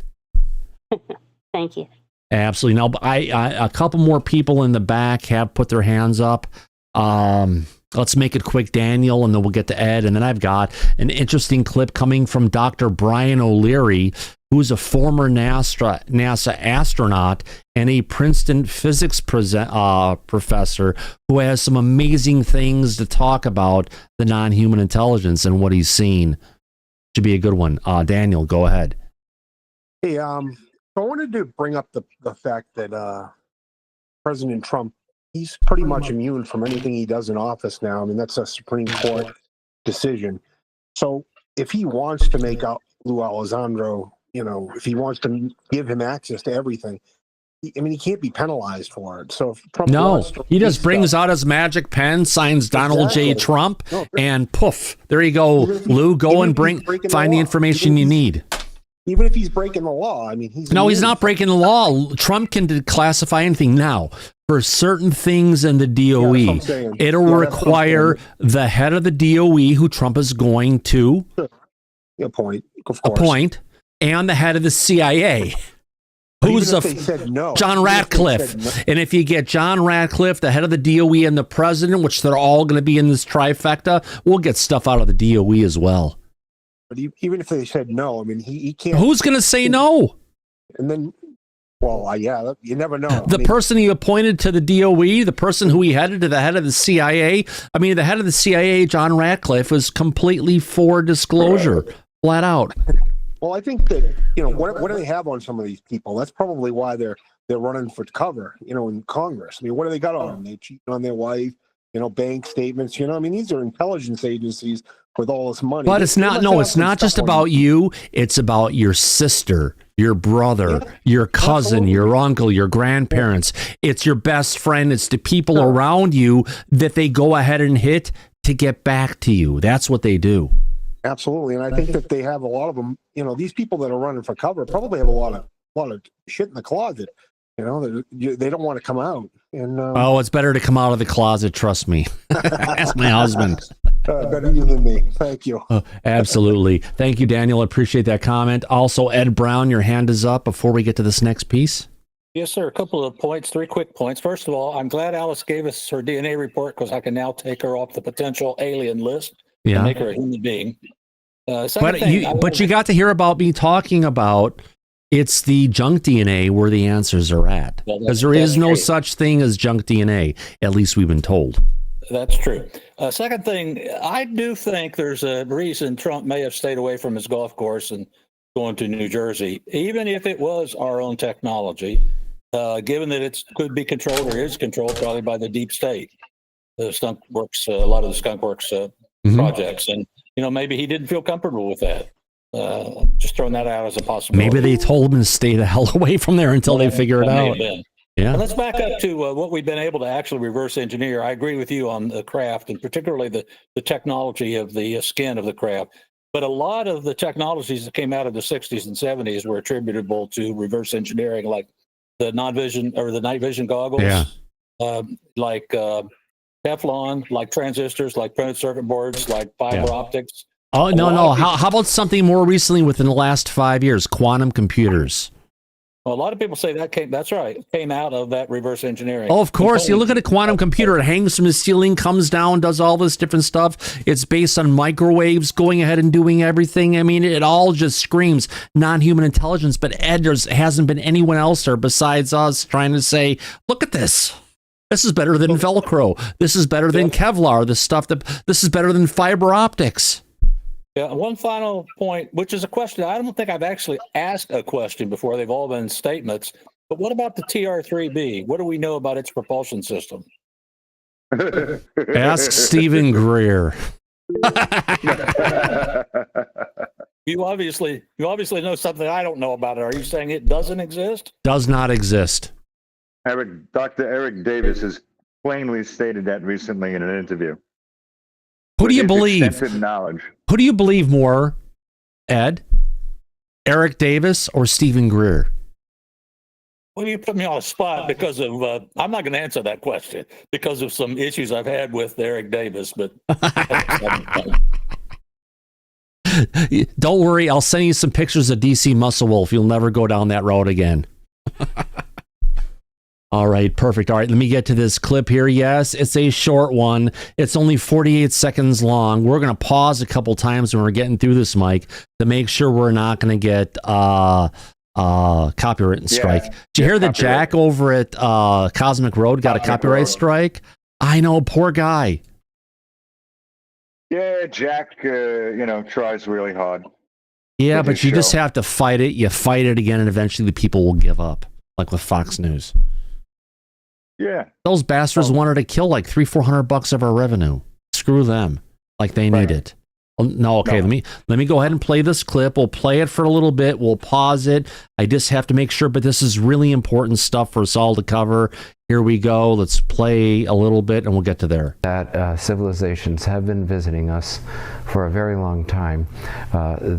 Okay, so civilizations have been visiting us for a very long time. That kind of goes along with shit we've heard in the past. Let's get into this a little bit more. Their appearance is bizarre from any kind of traditional materialistic Western point of view.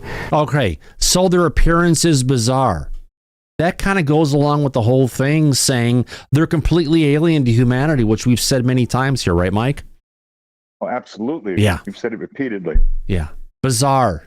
That's wonderful. Let's take to the next one. See where he takes us. That these visitors use the technologies of consciousness. They use... All right.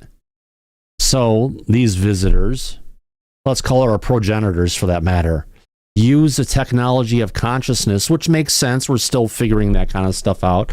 So far we're 22 seconds into this. Laura, do you have any concerns about what he said so far? I have a comment. It's interesting.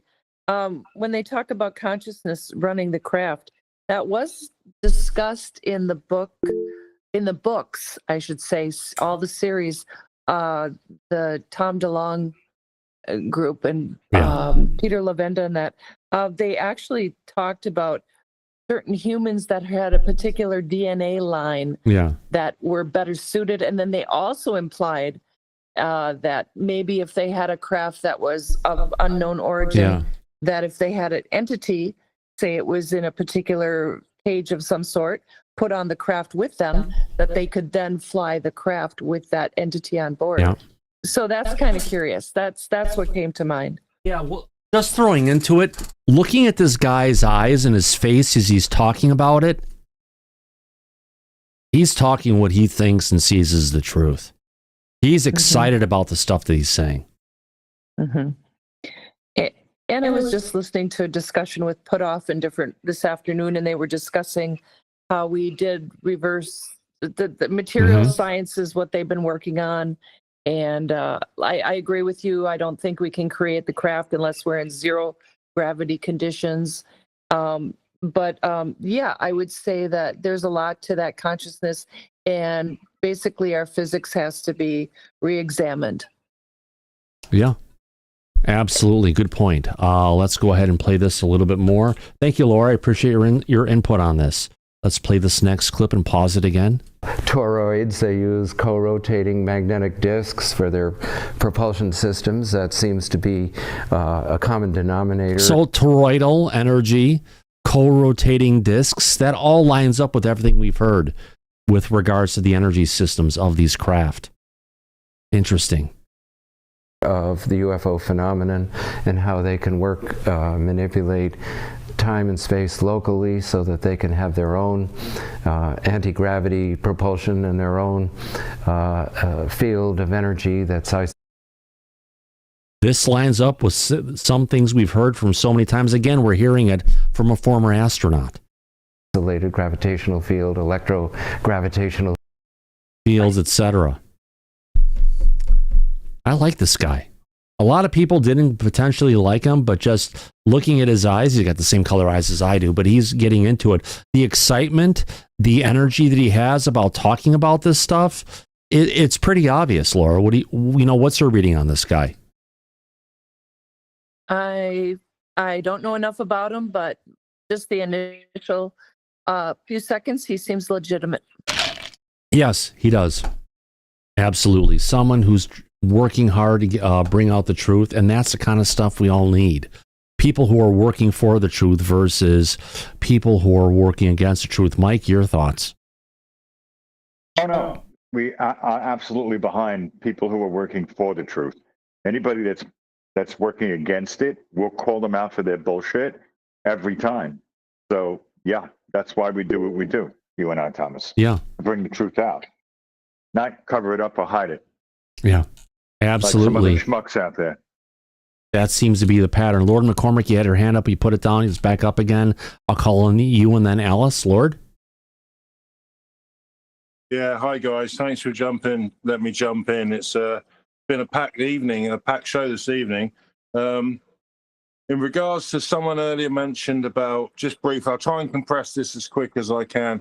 Someone mentioned about, you know, are you a believer because of something you've seen or an experience or, you know, something in your lifetime? For me, it's historical. And over the last few moments, you've touched on things. I personally believe that there's been some sort of intervention many times in the evolution of our species, of where we are on this planet. Absolutely. Mike, can you run this for a second with Lord McCormick and then Alice?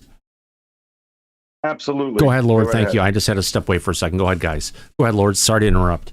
Yeah, no worries. So am I talking to you, Mike, yeah? And the audience, obviously. Yeah, obviously. Go ahead, basically, man, you know, you can take it back as far as I've got notes and notes here. I've been making notes. So human intervention, you can go back. I've really gone back to, it started with me about 20 years ago when I read Lloyd Pye. He wrote a book called Everything You Know Is Wrong. Now, Lloyd Pye, Professor Lloyd Pye was one of the team that discovered mitochondrial DNA. which, and then he goes into sort of like how the different hominoids of the planet. He doesn't go after creationists, because that's not his field. But his field is essentially genetics, human genetics. He's now passed, strangely enough. So that was he was the kind of guy that got me into sort of like Samaria, you know, the Anunnaki, that kind of the concept of that we've had intervention on the planet. Are you talking about Zechariah Sitchin? Sorry, I missed. No. Oh. Sitchin was the guy that translated originally. Yeah, of course. The Sumerian scrolls, the tablets. Yeah. Of the story of creation. I'm talking now about Lloyd Pye, Professor Lloyd Pye. Yeah, haven't heard of him. Yeah. Check him out. He wrote a bestseller. It was a bestseller. Everything You Know Is Wrong, and he was a genealogist, and he was part of the team that discovered mitochondrial DNA. Right. And he believed that on the end of our DNA chain, there's something called a prenatal cap. Yep.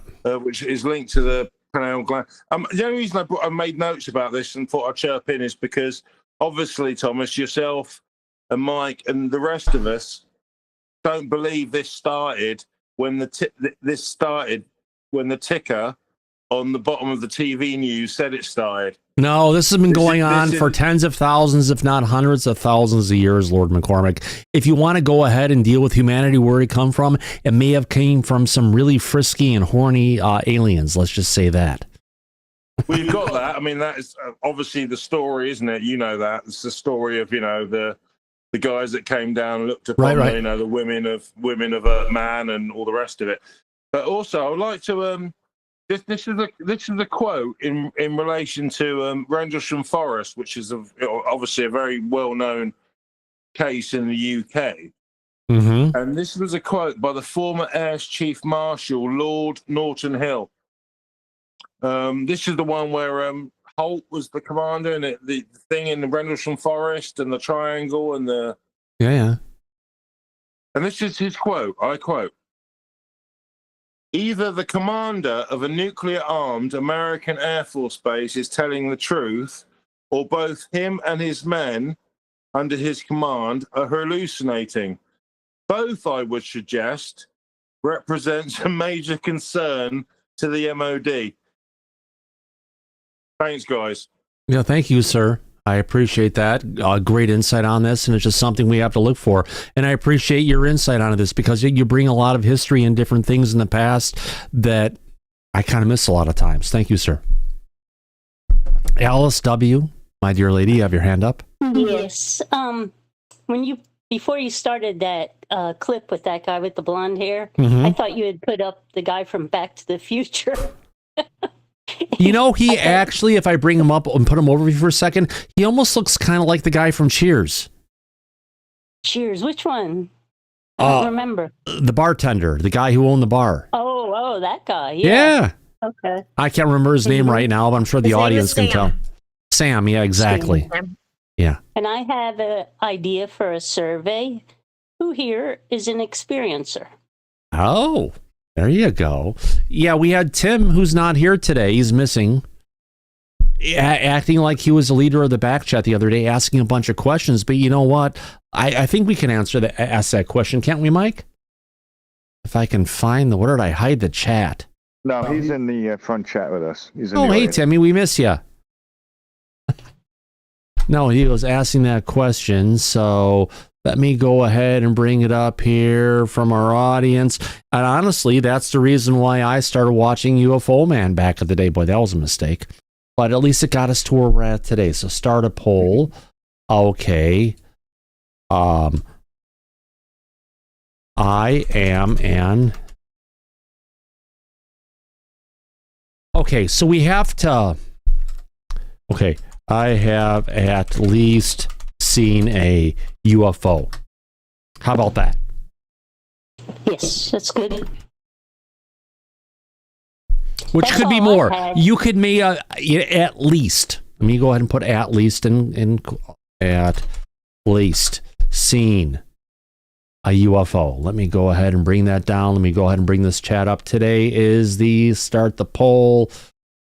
Start it. Let's get it there. Where's the sound effects? Let's get it up, folks. All right. Let's get it up. I've got the Cialis here, folks. Let's keep it up as long as we can. It'll supposedly last 72 hours. On that note, let's go ahead and see where our audience is going to tell us if they are experienced. You know, Alice, you have to be serious about not being serious sometimes, and I've learned that at a very young age. Well, So let me go. Saying Cialis, and I'm like, wait a minute. Yeah, right here. 30 milligram tablets. If you're gonna get something, and 10 milligram tablets cost the same amount as 30 milligrams, you get to 30 milligrams because you could just take off 10 milligrams at a time. Am I right? Oh my gosh. Yeah. Same with Adderall. Same with Adderall. If you only need 10 milligrams, but they're giving you 30, just pour out the rest of the pill and have the rest, and you're set. All right. Where is our audience taking us on this, Alice? I am surprised. Look at this. 72% of our audience so far, 154 votes in, with 757 people watching at this point. I don't even want to think about how many likes we've got. Only 302 likes. Come on, audience. You can do better than that.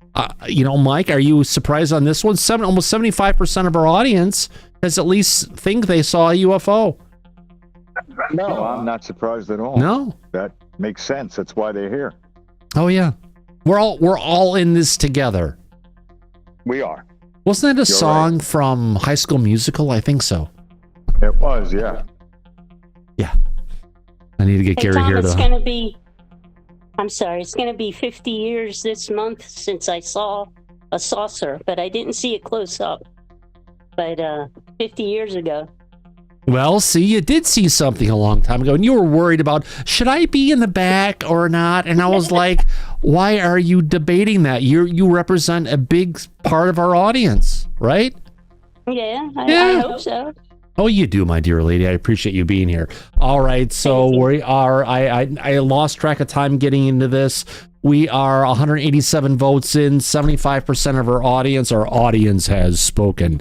75% of our audience has come out and said yes, that they have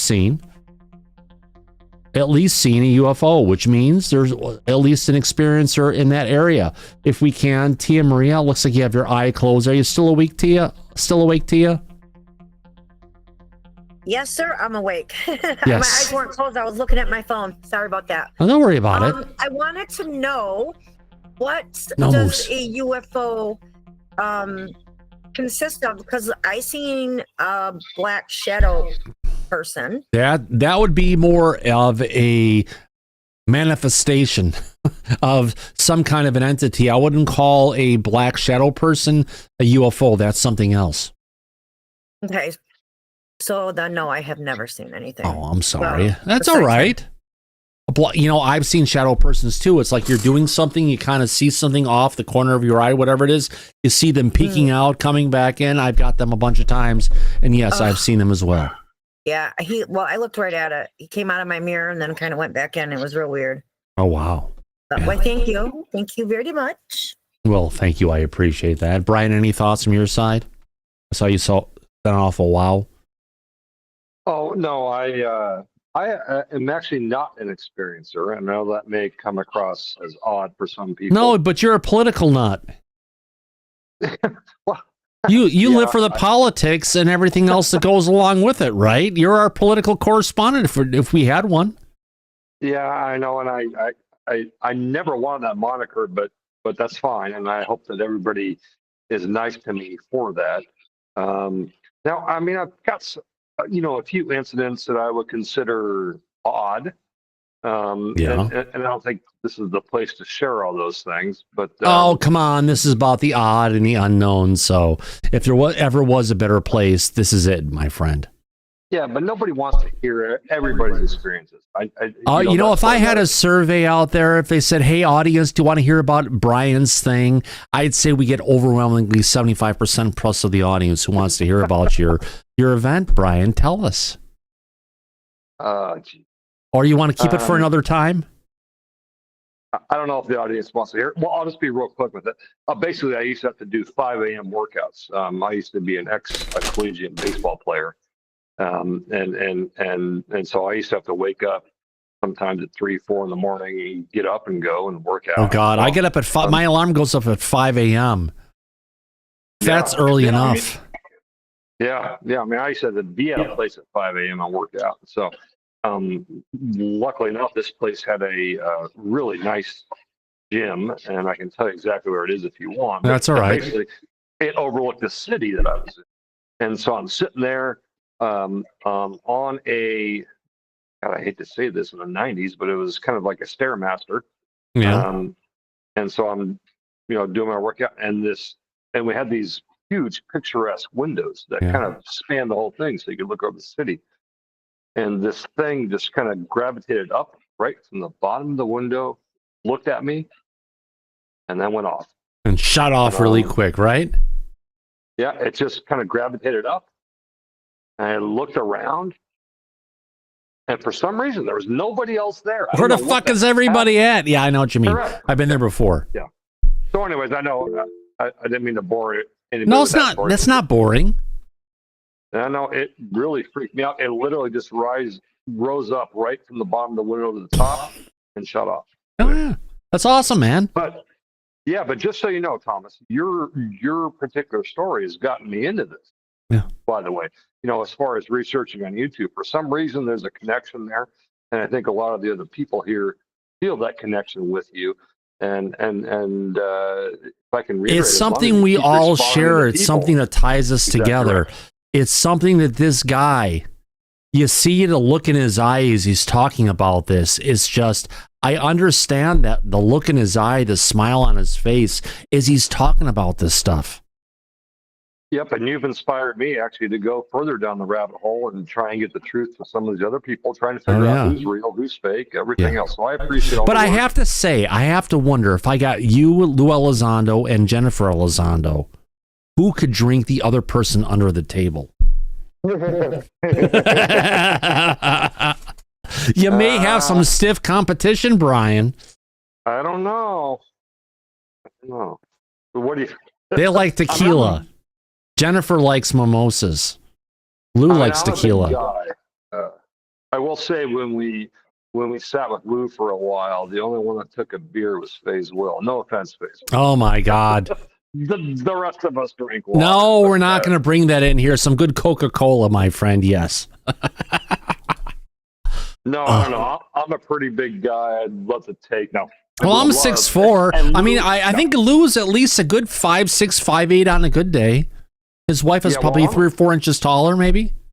Yeah, and his wife is lovely. She's a wonderful family. I got to meet the whole family. Lovely. Son of a bitch. I'll issue this challenge now, Lou. If you ever want to come over, I'll come to you, and we'll go ahead and do that drinking contest. We'll see. Well, when they're in Seattle, well, let's go ahead and see what we can do. It'll have to be after. Have to be after the show, not before. Correct, after the show, but we would have to record it so we get all the good stuff out. Well, we could take pictures of each particular shot, and you just have to keep it well within reason. But yeah, it'd be fun. And Lou, by the way, I mean that as a jest and a joke. But if you really want to do it, I think it'd be fun. Yeah, just depends on how many flights when the next. But it depends. Lou could be getting a job in Washington D.C. at this point. Yeah, at that point, you gotta cut that stuff out and everything. So, yeah. But then again, we got Pete Hegseth, who's going to be the new Secretary of Defense, who supposedly likes to drink as well. It seems to go along with the military, so why not? Well, let's just look at half of Washington right now. I mean, it's all cocktail parties and everything else. So they're either drinking to celebrate or drinking to drown themselves at this point. Well, yeah, and this is exactly what I was saying earlier, is that these people need to be more responsive to the people, if you will. I mean, these are our locally, as close to the people, federally elected officials, the People's House and the House of Representatives, as well as the Senate. Oh, so we'll get there as soon as we go ahead and kick them out after 2 or 3 tours. Because that was the intention by the framers, that the people who are going to come in and be representatives in Congress would only be there for 2 or 3 times, and then they go back to their usual jobs. And what we've got is people who are career politicians, like Nancy Pelosi. Hopefully we see. Hopefully, yes. That's a prime example. But Jerry Nadler. Yeah, the round mound, Jerry Nadler. Yeah, but hopefully we see some term limits, or in lieu of term limits, I would argue for blind trusts, so that you cannot trade stocks based on insider information. Oh, let's go ahead and shut down. Everybody can agree with that, because both Republicans and Democrats have been guilty of that. We need to get rid of lobbying. We need to shut down lobbying. Lobbying is bullshit. More importantly, if they want to have lobbying, lobbying is illegal in D.C. If you want to lobby, you have to lobby the representatives in their home states. Period. Otherwise, you can't lobby them in D.C., but you can lobby them anywhere outside of D.C. I'd be up for that. 100%, Thomas. Yeah. And the lobbying should come from the people. Yeah. I mean, I think Ed touched on this earlier. I mean, if you look at the Grecian representative system of government that we're based on, along with the British common law, it should be reflective of the people and not the lobby. And I think that's, once again, whether you're Republican, Democrat, Independent, Whig Party, I don't care. It should be reflective of the people, and that's what's not happening. Yeah. And that's our major disconnect. But I think we are correcting course here a bit. I think we're changing tack a little bit on the ship that is the American democracy. Yeah. Really quick, I want to thank FaZe Wolf for your super chat, and everybody else. We had super chats from FaZe Well, from ED, from Whistling P Hole, Donna Fitzpatrick, and Daryl. Bunch of great super chats coming in tonight as the night's been going on. Yeah, and FaZe Well, stay safe, my friend. You're in that LA fire hole at this point. Hopefully everything turns out right. All right, Daniel, you have your hand up, my friend? Yes, sir. Just real quick, one 4th of July, 15 years ago, I'm a retired police officer, and I got a call for a whole party of drunk people. He brought up the drunks, and I was thinking, all right, whole party of drunk people reporting a UFO. You mean our audience? Anyway, I went through, I had to get a bunch of people's names. The thing came down and it hovered and flew off. And I just, I basically said, what do you want me to do about it? Call the FAA, and kind of walked off. And I never even thought anything of it until last year. I saw one for myself, and then I got into UFOs. So, I mean, even I believe these people. They had nothing to, they weren't lying. They had videos on their phones and everything else. And but the call was a no shit. Respond to a UFO flying over a party. It happens more than people think.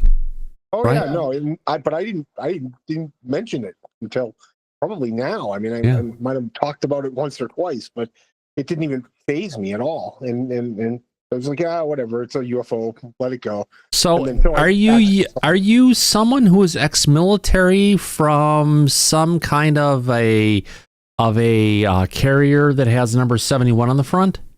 Yeah, I was a Marine attached to that. Yeah, yep. That's okay.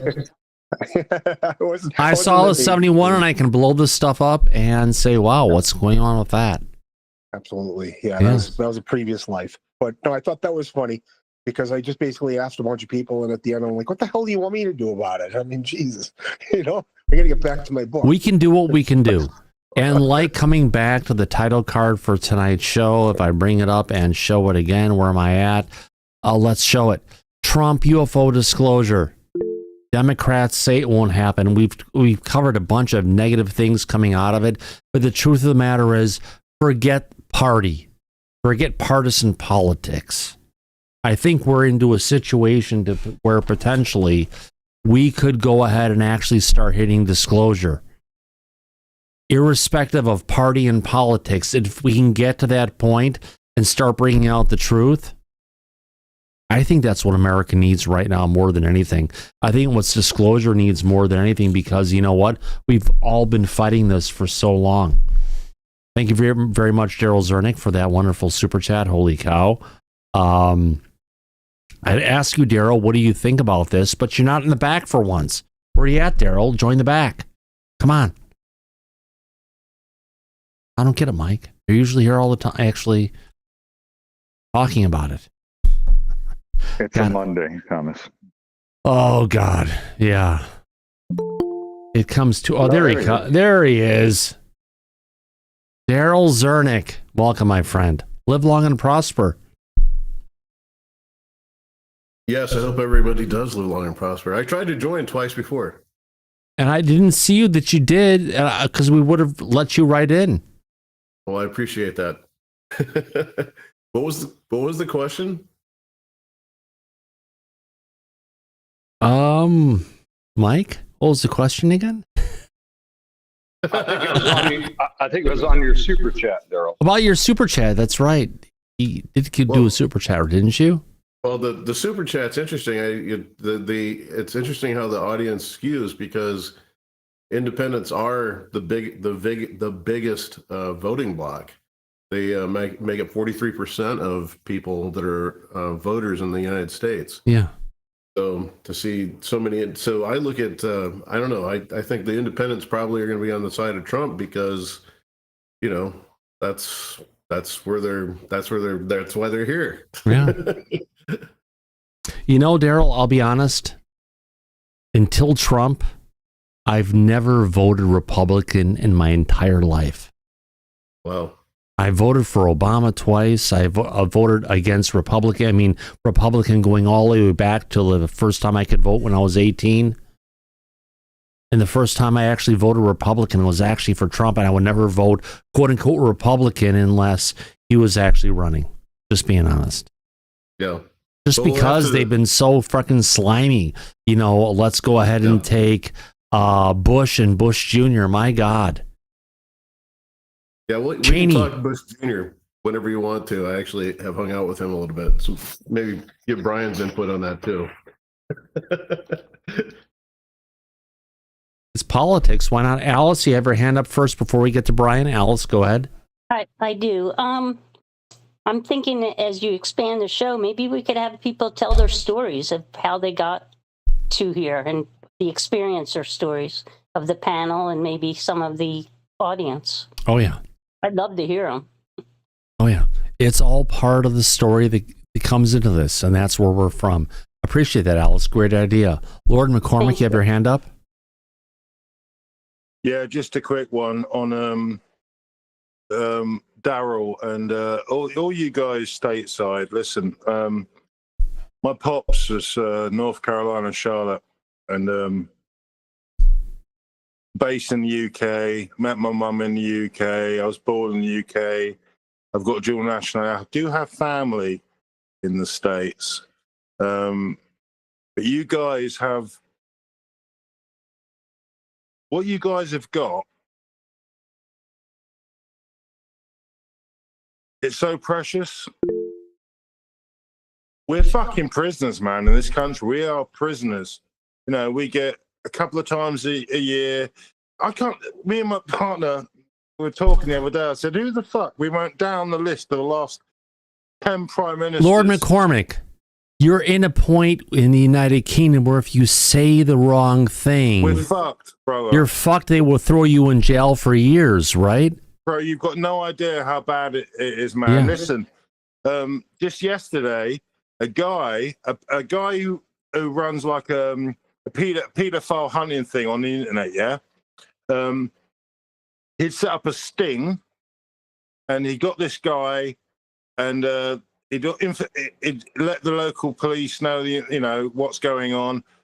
This is not even. Is it the one who was a former MP from Labor and he was a pedophile trying to go ahead and pick up a 15-year-old little boy? Yeah.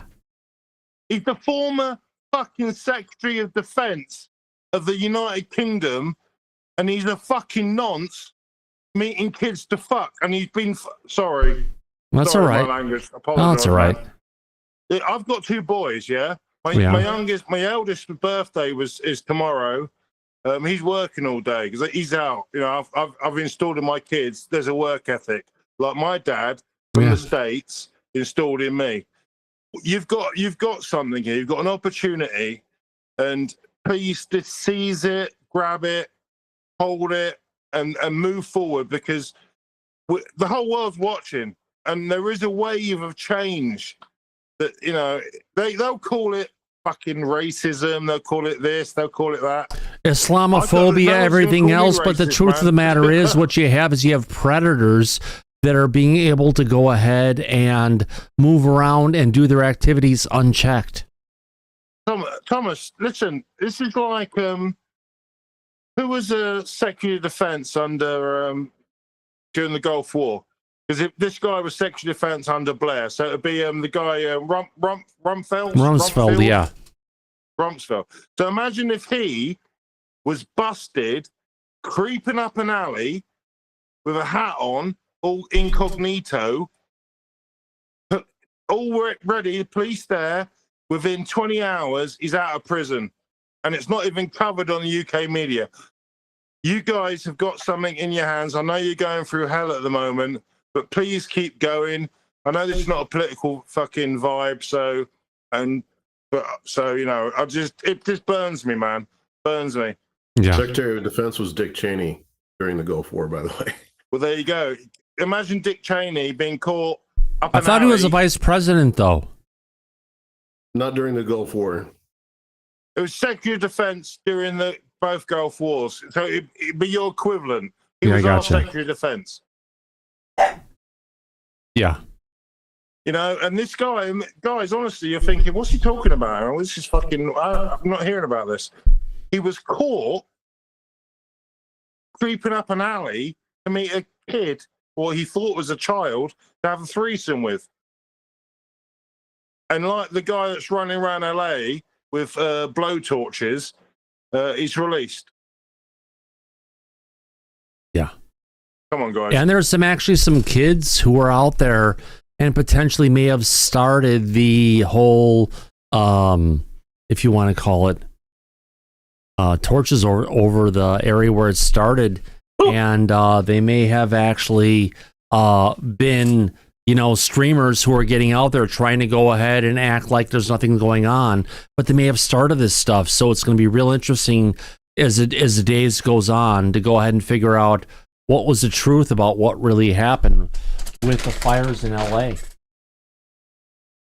Well, I hope so. I think that everyone here and everyone in the chat knows that something came right about it. Whether it's the water that was drained out those reservoirs that are meant to be for fires, and they said, "Oh no, we have to drain it because there was a." Oh, you know, the cover we had over the reservoir had a tear. We had to go ahead and fix it, but they're going to go ahead and take it down at the point where it needs to be taken care of the most. It's also, a travesty. Guys, you know what? Check out the new train track that they've got designed. There's a map of this sort of like LA 20, this new plan for a new LA, and it's got hypersonic trains. Check out the path of the trains and map it with the fires. I'll leave it there. I'll keep in the background. Thank you very much, Lord McCormick. Appreciate that. We're not meant to be talking about that sort of stuff. But I do apologize, but you know, we're family, yeah? So. Oh God, yes. We're all connected. And at least if Keir Starmer, who was not invited to Trump's inauguration, that special relationship of the United Kingdom and the United States is in play because of what Keir Starmer's been doing. If we could, Syrupy, have your hand up, my friend. I was just going to comment on the fire thing because I know there's a lot of conspiracies out there, but it's looking like that it's Edison's fault. They're already being sued for another fire. They're probably going to end up getting sued for I can't never say this. Well, there is some video that I've seen of the area where the fires actually kicked off, and it looks like humans were involved with the actual kickoff of these fires in the area. So don't go ahead and... But the dates on those videos are after the fire. No, it's before the fire, actually. It's when the fire actually started. Give it some time, the truth will come out. All right, so I'm guessing then Edison's not going to get sued, right? Maybe not. They're already getting sued for one. It would be PG&E, not Edison, for that matter. But it looks like it's definitely there were some humans who were in the area who started the fire. It's those guys who were running down the mountain from that when they saw the fire kicking off. But there were some videos that were shown from cams showing off of the Palisades area, where it actually looked like the same people who were running down the mountain were the ones who may have started it. So this could end up being just another streamer who wanted to go ahead and start something and make it happen, and it got much bigger than it needed to be. If we could, Alice, W, and TBT, or have your hands up. Yeah, Tom, I saw a clip recently that showed like a blue light crashing down into the area that the fire started, and then they started right after that. Have you seen that? Not at all. It happened in the daytime, and the last thing that I saw that actually pinpointed to the time the fire started, there was actually a camera looking over at the Palisades, looking down at the hill, and it showed some people running around right around when the fire started. So if they want to start putting it towards UFOs, definitely not UFOs. It definitely looks like human interaction actually started these fires to happen. No, I know they were what she's talking talking blue about. beam. I seen that video too. I know exactly what you're talking about. I've seen that video. Yeah. Yeah, like blue beam or something, right? I No. don't think it was blue beam though. No, hell no. This is something that was started by people who are looking for controversy potentially. And if it gets down to that, I hope the people whose Twitter accounts show this going on, I hope they get investigated. And if they're the people who are responsible for this, I hope they get the sentence that's respective of the damage that they've caused. TBT, you have your hand up. Yeah, thanks. This is kind of for Daryl or anybody else who might stick around after the show, but I'm just kind of curious if you guys can come up with some video of that or a report or something to kind of just shed some light on it. That's the first I've heard of the kids, running down the road with starting the fire and stuff. So I know Daryl's good at finding You stuff have like that. no. I can go ahead and potentially find that here. I may have that in my bookmarks. Let me go see if I can go ahead and find this. But I know I bookmarked this stuff with regards to the schmucks. Multitasker, so Yeah. No, this is just something that's out there. It's something that's been shown, and I know that based on that, I just have to go ahead and find the clip. Here we go. Let me go ahead and bring this up. Interview, full solo guest. Here we go. Mike, here we go. We've got some clips that were shown of right after the stuff that had happened. But what they came out of the Palisades. Let me get down to this particular clip. Let's see if I can find it here. I just had it here a second ago. Where is this at? I know I've got the... let me get this back here a couple times. Bookmarks. This is something that's been shown with people who are running down the mountain, and the people who were running down the mountain before this happened, they actually went and deleted their particular account. So there were, if you want to call it, coming out of the Palisades fire, right? That there were some people on the mountain who they went and actually were running down the mountain right after it started, and there were some video clips about showing that. Let me see if I can go ahead and find. Now, this is one thing showing that the video clips in 3 different areas actually lined up at the same time. Here we go. We've got the guys running down from the mountain right after the Palisades fire had started, and they're basically going down and running down the mountain, showing right after it started they're trying to get safe from the fire that had just happened.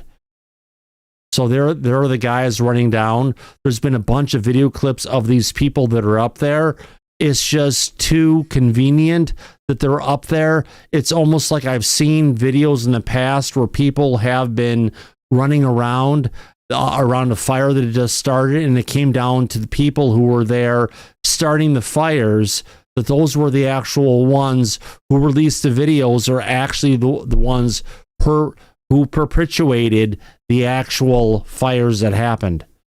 Does that make sense, TBT? Yeah, it does. Definitely kind of interesting seeing this video. Yeah. Like I said, Those were hikers. Those were hikers. Well, they say they're hikers, but they're coming down from the exact spot where the fire just started. Yeah, that's not a very, very big fire. No, so. it's not. And more importantly, there were some other video clips that happened that showed from some people coming down from a top-down view, showing what was happening. There was a webcam view by that area that looked like the people with the same outfits who were running away from this were seen on the cameras that go ahead and actually showed when the fire was started up. It just seems really convenient. These people were right there specifically where the fire started, and all of a sudden they're running away from it. Only stupid people that start fires record themselves. Yes, exactly. I hope they catch them all. That's right where we were standing. We were literally right there. There they go, talking about, wow, it's right where we were standing right before the fire started. Really? Why were you standing the exact same place? What were you doing that actually started this fire in that place? That's the question we all have. We all want to know. And if these guys were the ones who actually fired it, who actually started this up, they should be liable for all the damages that were done. Not the people of the United States. So And supposedly, the people that died, supposedly over $180 billion. Do you think, Tia, the federal government should go ahead and pay all that? No, not if it was arson. No. I think they should pay some of it, considering how much California contributes to the federal government with tax money. Yeah, but if they're not taking the money they're getting, and they're taking all the money they're getting and they're putting it towards healthcare in different areas for illegal aliens versus putting it towards the actual preventing fires like this from going on, it's like we're getting all this money in, well, let's put it towards something else versus where we should be putting it towards. That's the problem. Brian? Yeah, you see where I'm coming from? They were told to clear the brush. Dude, that's right where we were wildfire is going to happen. We were literally You're going to have idiots starting fires. You're going to have lightning strike fires and stuff like that. Yeah. But you need to jump on them. And so fires will happen. It's probably like, we have the, I grew up back in the Midwest, and in different parts of the year, we would go ahead and set the prairies on fire to go ahead and burn the underbrush away to prevent big fires like that from happening. And that's what we've been missing in California, isn't it? Yeah, well, I totally agree. I've got a defensible space around the mountain cabin that we have. But no, you got to clear it out. But no, because there's a fish or whatever or anything else, you can't rake and clear the forest. I'm not saying you can do it 100%. Well, the fish was due to the water supply. They also picked the ultimate time to light this fire. You know what I mean? Like it was the day. Yeah, but what I'm saying, the day when the winter coming in. I mean, come on. Be respectful. Raise your hand if you want to talk, please. Everybody in the back. I'm going to say one last thing, and then I will stop, and then you guys can jump in. No, Brian, you're bringing up good points, my friend. Fires will start. Yeah. And it's a horrible thing. It's absolutely terrible. Believe you me. I mean, they're horrible. But you need to be able to respond in a timely manner. Yeah. And that did not happen. It didn't. And more importantly, what we've been seeing based on these videos, there were people who were up there around the point, and they're saying, look at the stuff that happened. We were just up there. Those are the kind of people you need to look back at and analyze. Were they the ones who actually started this shit? Daryl, you have your hand up? Yeah, I just want to say I feel like the pushback from the Trump administration is going to be the United States is in debt 122% of GDP. The state of California is in debt 0.125 of their GDP. Right. So why would you borrow money from the broke people? True. Yeah, but Daryl, we've been funding them for their deficits. By the way, We're in a so they would be more broke if the federal government did not fund them. I'm sorry for jumping in. Well, they can be more broke. Is my point. Who are you saying is more broke? The government? Well, you know what? If they brought goats in, if they brought other wildlife in, and they did stuff to go ahead and they said, "Look at this, we have all this dried underbrush. We need to go ahead and take care of it before the winds kick in." You do a controlled burn, right? That's what we do in the Midwest to go ahead and deal with the prairie fires. We do a controlled burn, but they haven't been doing that, and they've waited for the fires to actually kick up and that for that burn to go out of control. Yeah. It's a sad situation to say the least. And I wish it was different from so many people involved with it, because I mean, so many lives that have been destroyed on this. Lord McCormick, you have your hand up, and then Michael, and then Tia. Oh, yeah, thanks for coming back to me. Just a quick one on this one, guys. Dude, that's right where we were standing. It's the money thing. This idea that the governments have money. They don't have any money. It's our money. Yeah. It's your money. It comes from schools, defense. Dude, it comes from this kind of thing Yeah. that we're seeing. And that to get it must burn your piss to see it shipped up. I mean, listen, I'm a veteran, man. I didn't serve in the UK forces, but I walk through any town in the UK and you'll see veterans sleeping in doorways. Yeah? Yeah. And it shouldn't be that way. You know, I think it's 30% of children now in the UK are considered living in poverty. This is the world's 5th biggest economy. You've got Mexico and Canada sending you Mexico fire trucks from Mexico, aircraft from, and then Newsom's back on here a few hours later said, "Oh no, that's all lies. We got the biggest fleet of aircraft. We've got the." Come on, guys. Do you believe? But do you believe that shit, my friend? It's really boiling my piss, but That's right where we were standing. good stuff, man. Good stuff. Thank you, my friend. I appreciate that. Michael and Tia and TBT Mike, handle this for a second if you could. I got it. Thank you. Go ahead, my friend. Michael, you're next. Yeah, most forest fires, correct me if I'm wrong, start because of a lightning strike. So when you have dry conditions and you got one of those cloudy days where it looks like it's going to rain or it's about to rain, and lightning strikes are plenty, then you get a forest fire. This fire is on top of a hill. I don't get it how it started, because it doesn't look like there's very many lightning strikes in that area. You got a almost clear sky, and you just because you have dry brush doesn't start a fire. You need something to spark it. And I'm under the impression that most forest fires are started from a lightning strike. And that's why you have a high flammable day as opposed to a low flammable day, where if it's pouring rain, even a lightning strike might start a small fire, but it'll get put out by the rainstorm itself. But if you have a light rain and a lightning strike, then you get a forest fire. No, you're right about that, Michael. I agree. More than likely, it was started by those arsonists that we saw on the video. Yeah, but I would like to know, Mike, if you think, and I'm not sure. My vision is skewed when it comes to things like this. But weren't they smoking Havana cigars?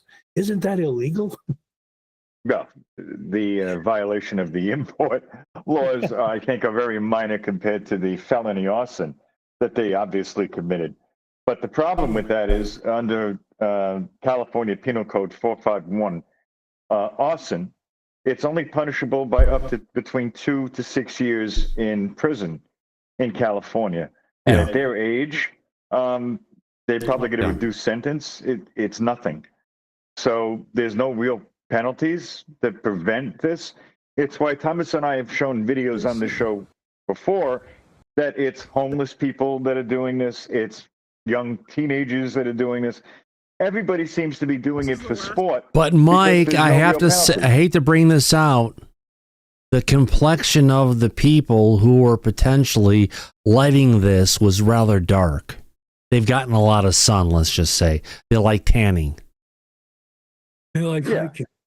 Yeah, hiking. But regardless of that, the bottom line is in California, there is nothing that would put fear into the average person to engage in this type of activity to prevent them from doing so.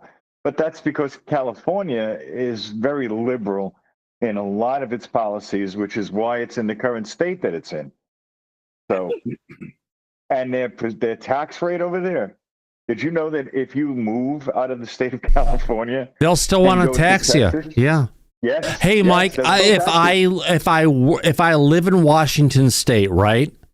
Mm-hmm. But if I fly down to California for meetings with my clients and I fly back, the number of days, the amount of time that I was in California allows them to go ahead and tax me from California's state tax law because I was in California for a specific amount of time to meet with clients.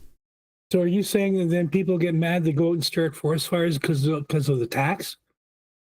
No, we're just saying that the taxes are very high in California. Yes, and they find ways to follow you irrespective of where you're from. And if you come to California to do with business, we're going to go ahead and extract that amount of taxes out of your hide.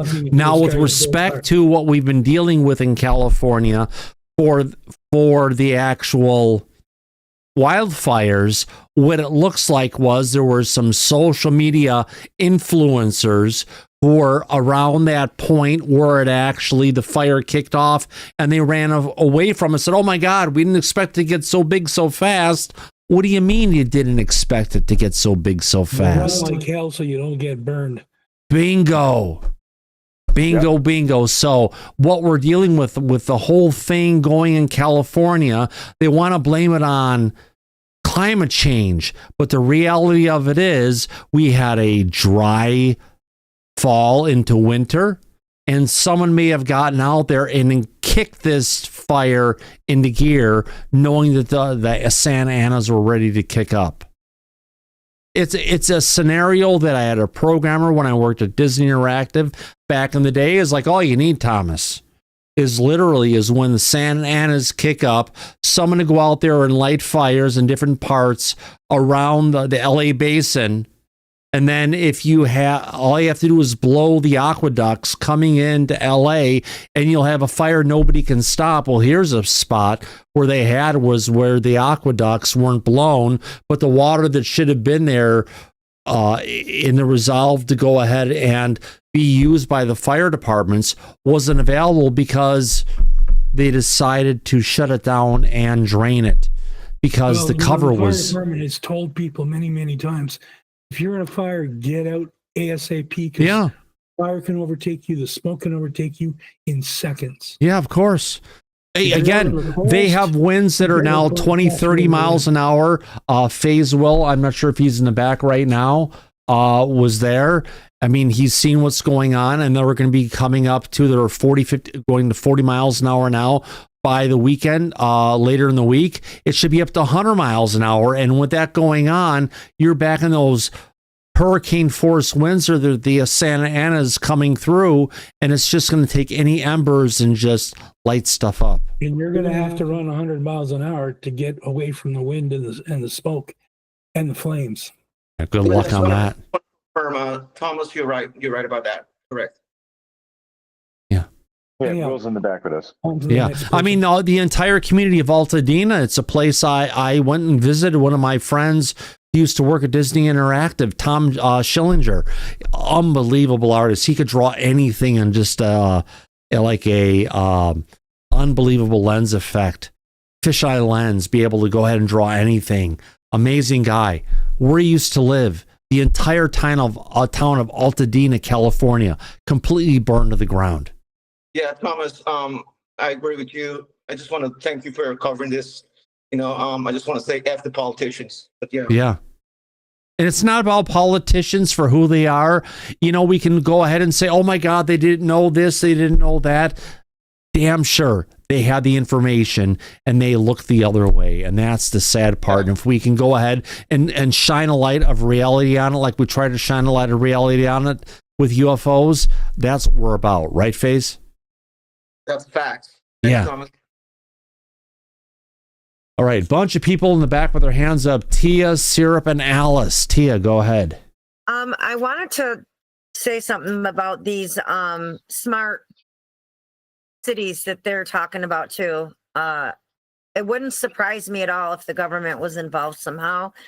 It's cheaper for FEMA to come in. Have you heard?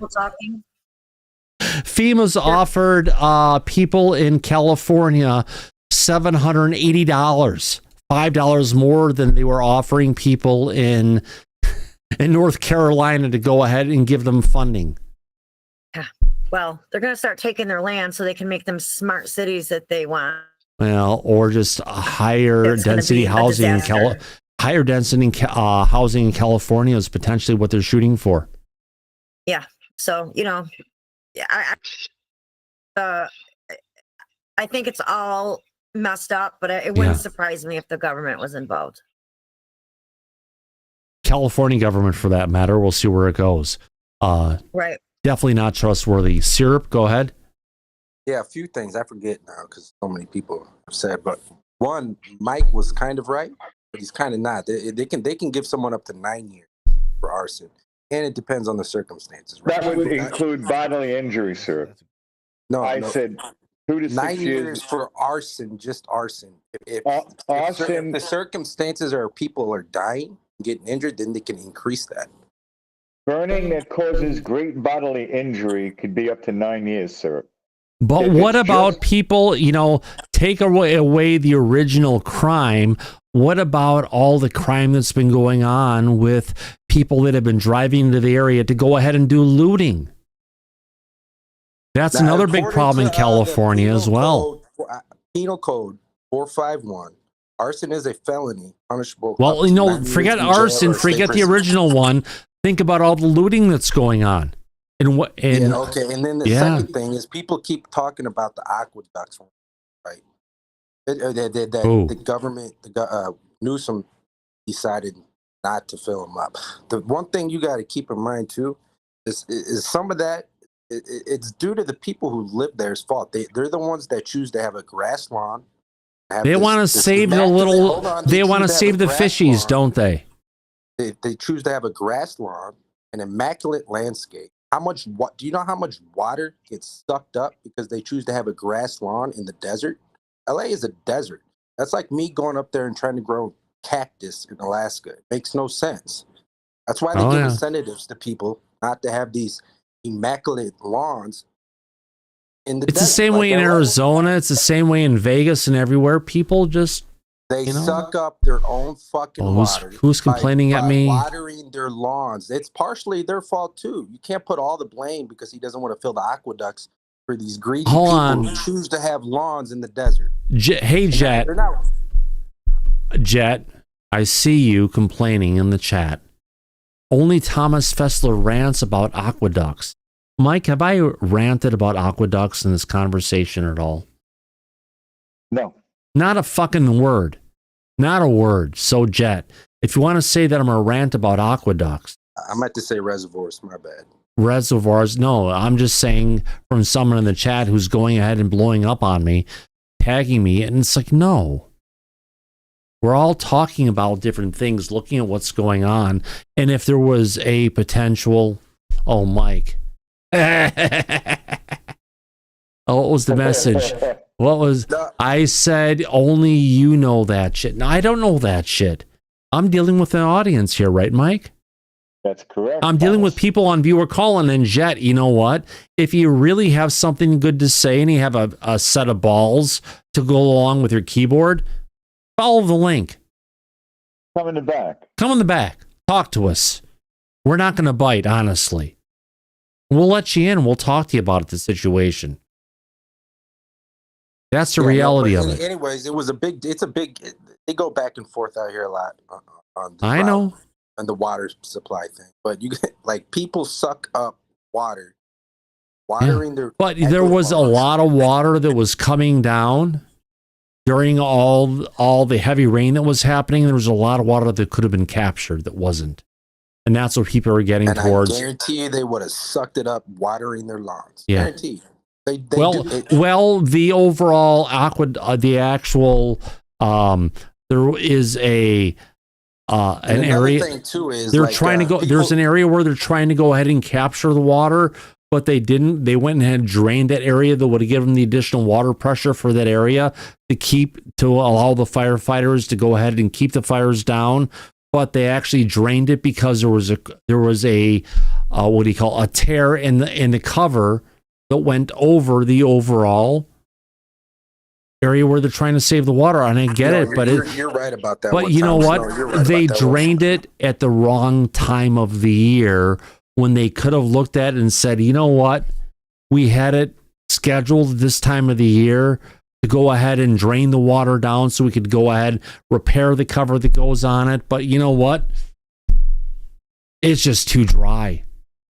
There's a huge risk of a fire, and if it goes on, if we don't have this water, we're screwed. So they didn't look at the damages that could potentially happen draining it out versus and throwing their schedule to the wind, and I think that should have happened. What do you think? Thomas, I heard that was drained for 2 years. No, Sorry it to wasn't. jump in. They said it was potentially drained for 2 years. The issue was that when they were looking at it actually going back to 2009, they actually changed that particular location from just being filled up and then having a cover going over it. So in 2009, it changed from just being a location where it was basically a reservoir that was filled up with water.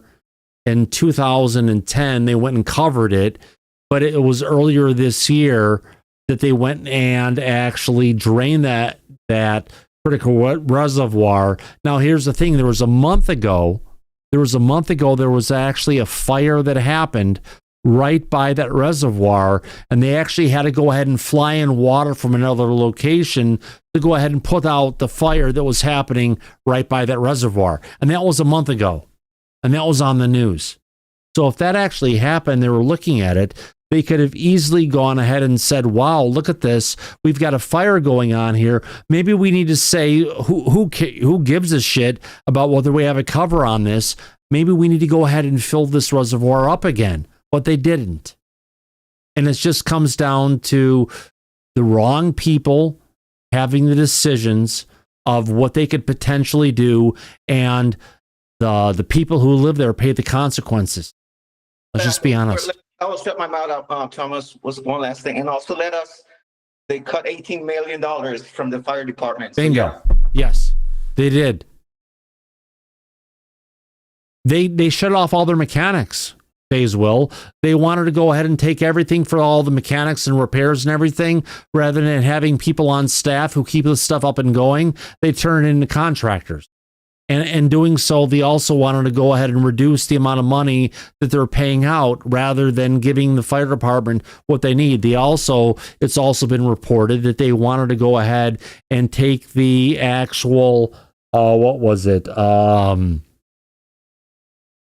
Not the reporting on it, but the actual testing of the fire hydrants in the other areas to make sure that they actually had the pressure required for doing this.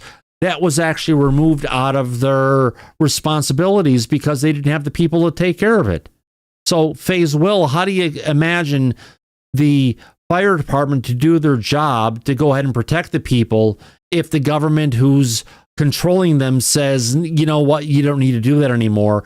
That's overreach. Do you think that was overreach? Yeah, they're fucking idiots, man. I'm sorry. I could talk to you early privately. Yeah. Yeah, they're fucking idiots. It is. Yeah. And just for the audience to know, when we're going ahead and talking about this, bringing it out, Will, the same conversation we're having in the back, how I feel about it, how we communicate about it, is the same way that we're talking about here on the show, isn't it? Absolutely true. Yeah. Fact. Yeah. Syrup, you have your hand up, but I think I already called on you, right? Yeah, I'll wait till the back chat, man. All right. Alice, go ahead.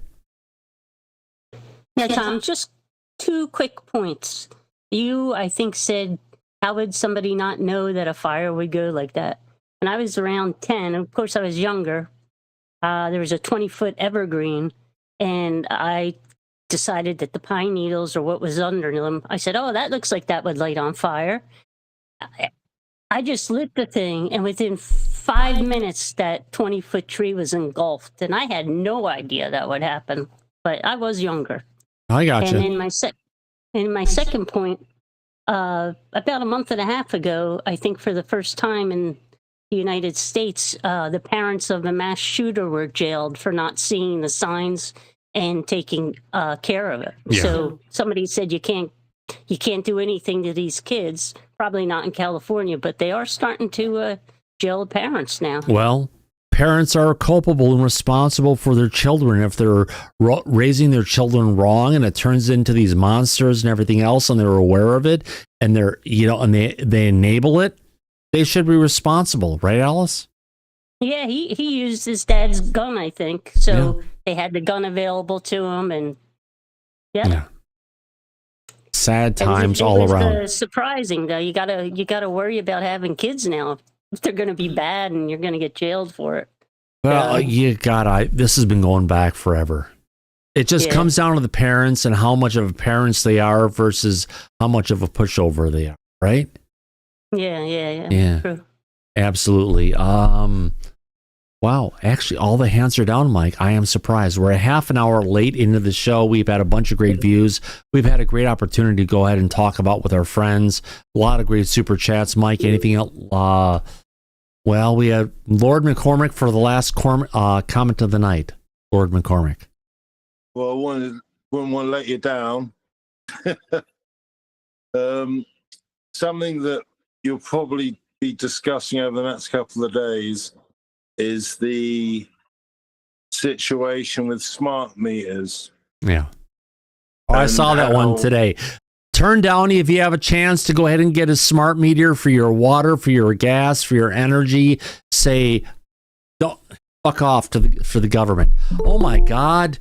Dave Scott's actually hanging out tonight. Dave Scott, strong plaid game tonight. Yeah, first time I've had plaid on for a long time. I actually had to turn off the some of the filters to make it look so dark. But thank you, Dave Scott. Appreciate that. One day we stay late. Yeah, I hear where you're coming from. We go late. Oh, it takes a topic like this to get Dave involved. Yeah, so basically, guys, I want to finish up with this. It is now UK time. I'm looking at 4:30 a.m. But yeah, these smart meters that have been like exploding off the side of fucking houses.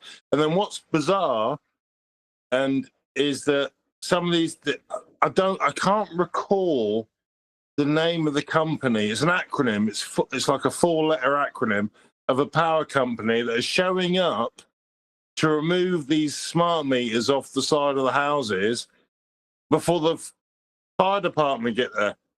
Well, and there's videos of this now, and it's also people are using this to explain the reason why some people are saying, or to sort of like.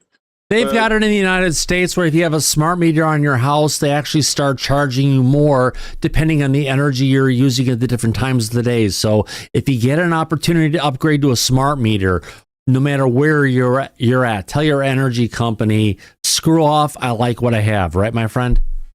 It's mandatory in New York, Thomas.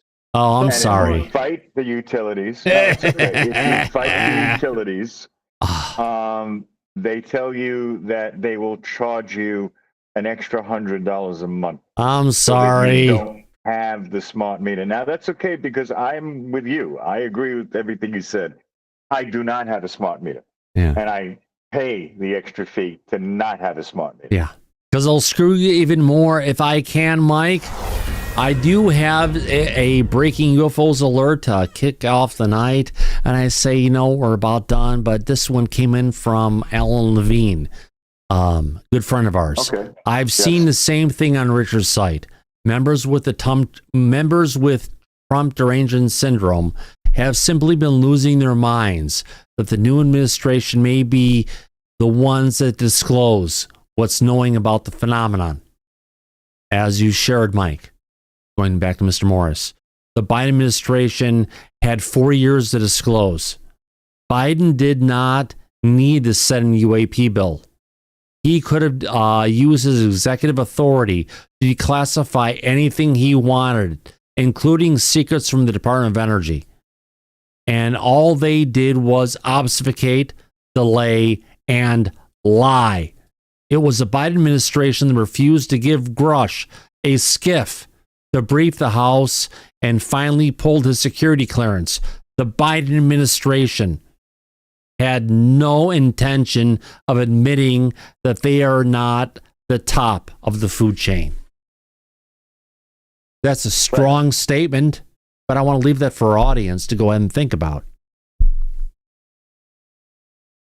Well, listen, you and I, 4 years ago, with the new administration then, which is current now for the next 6.5 days,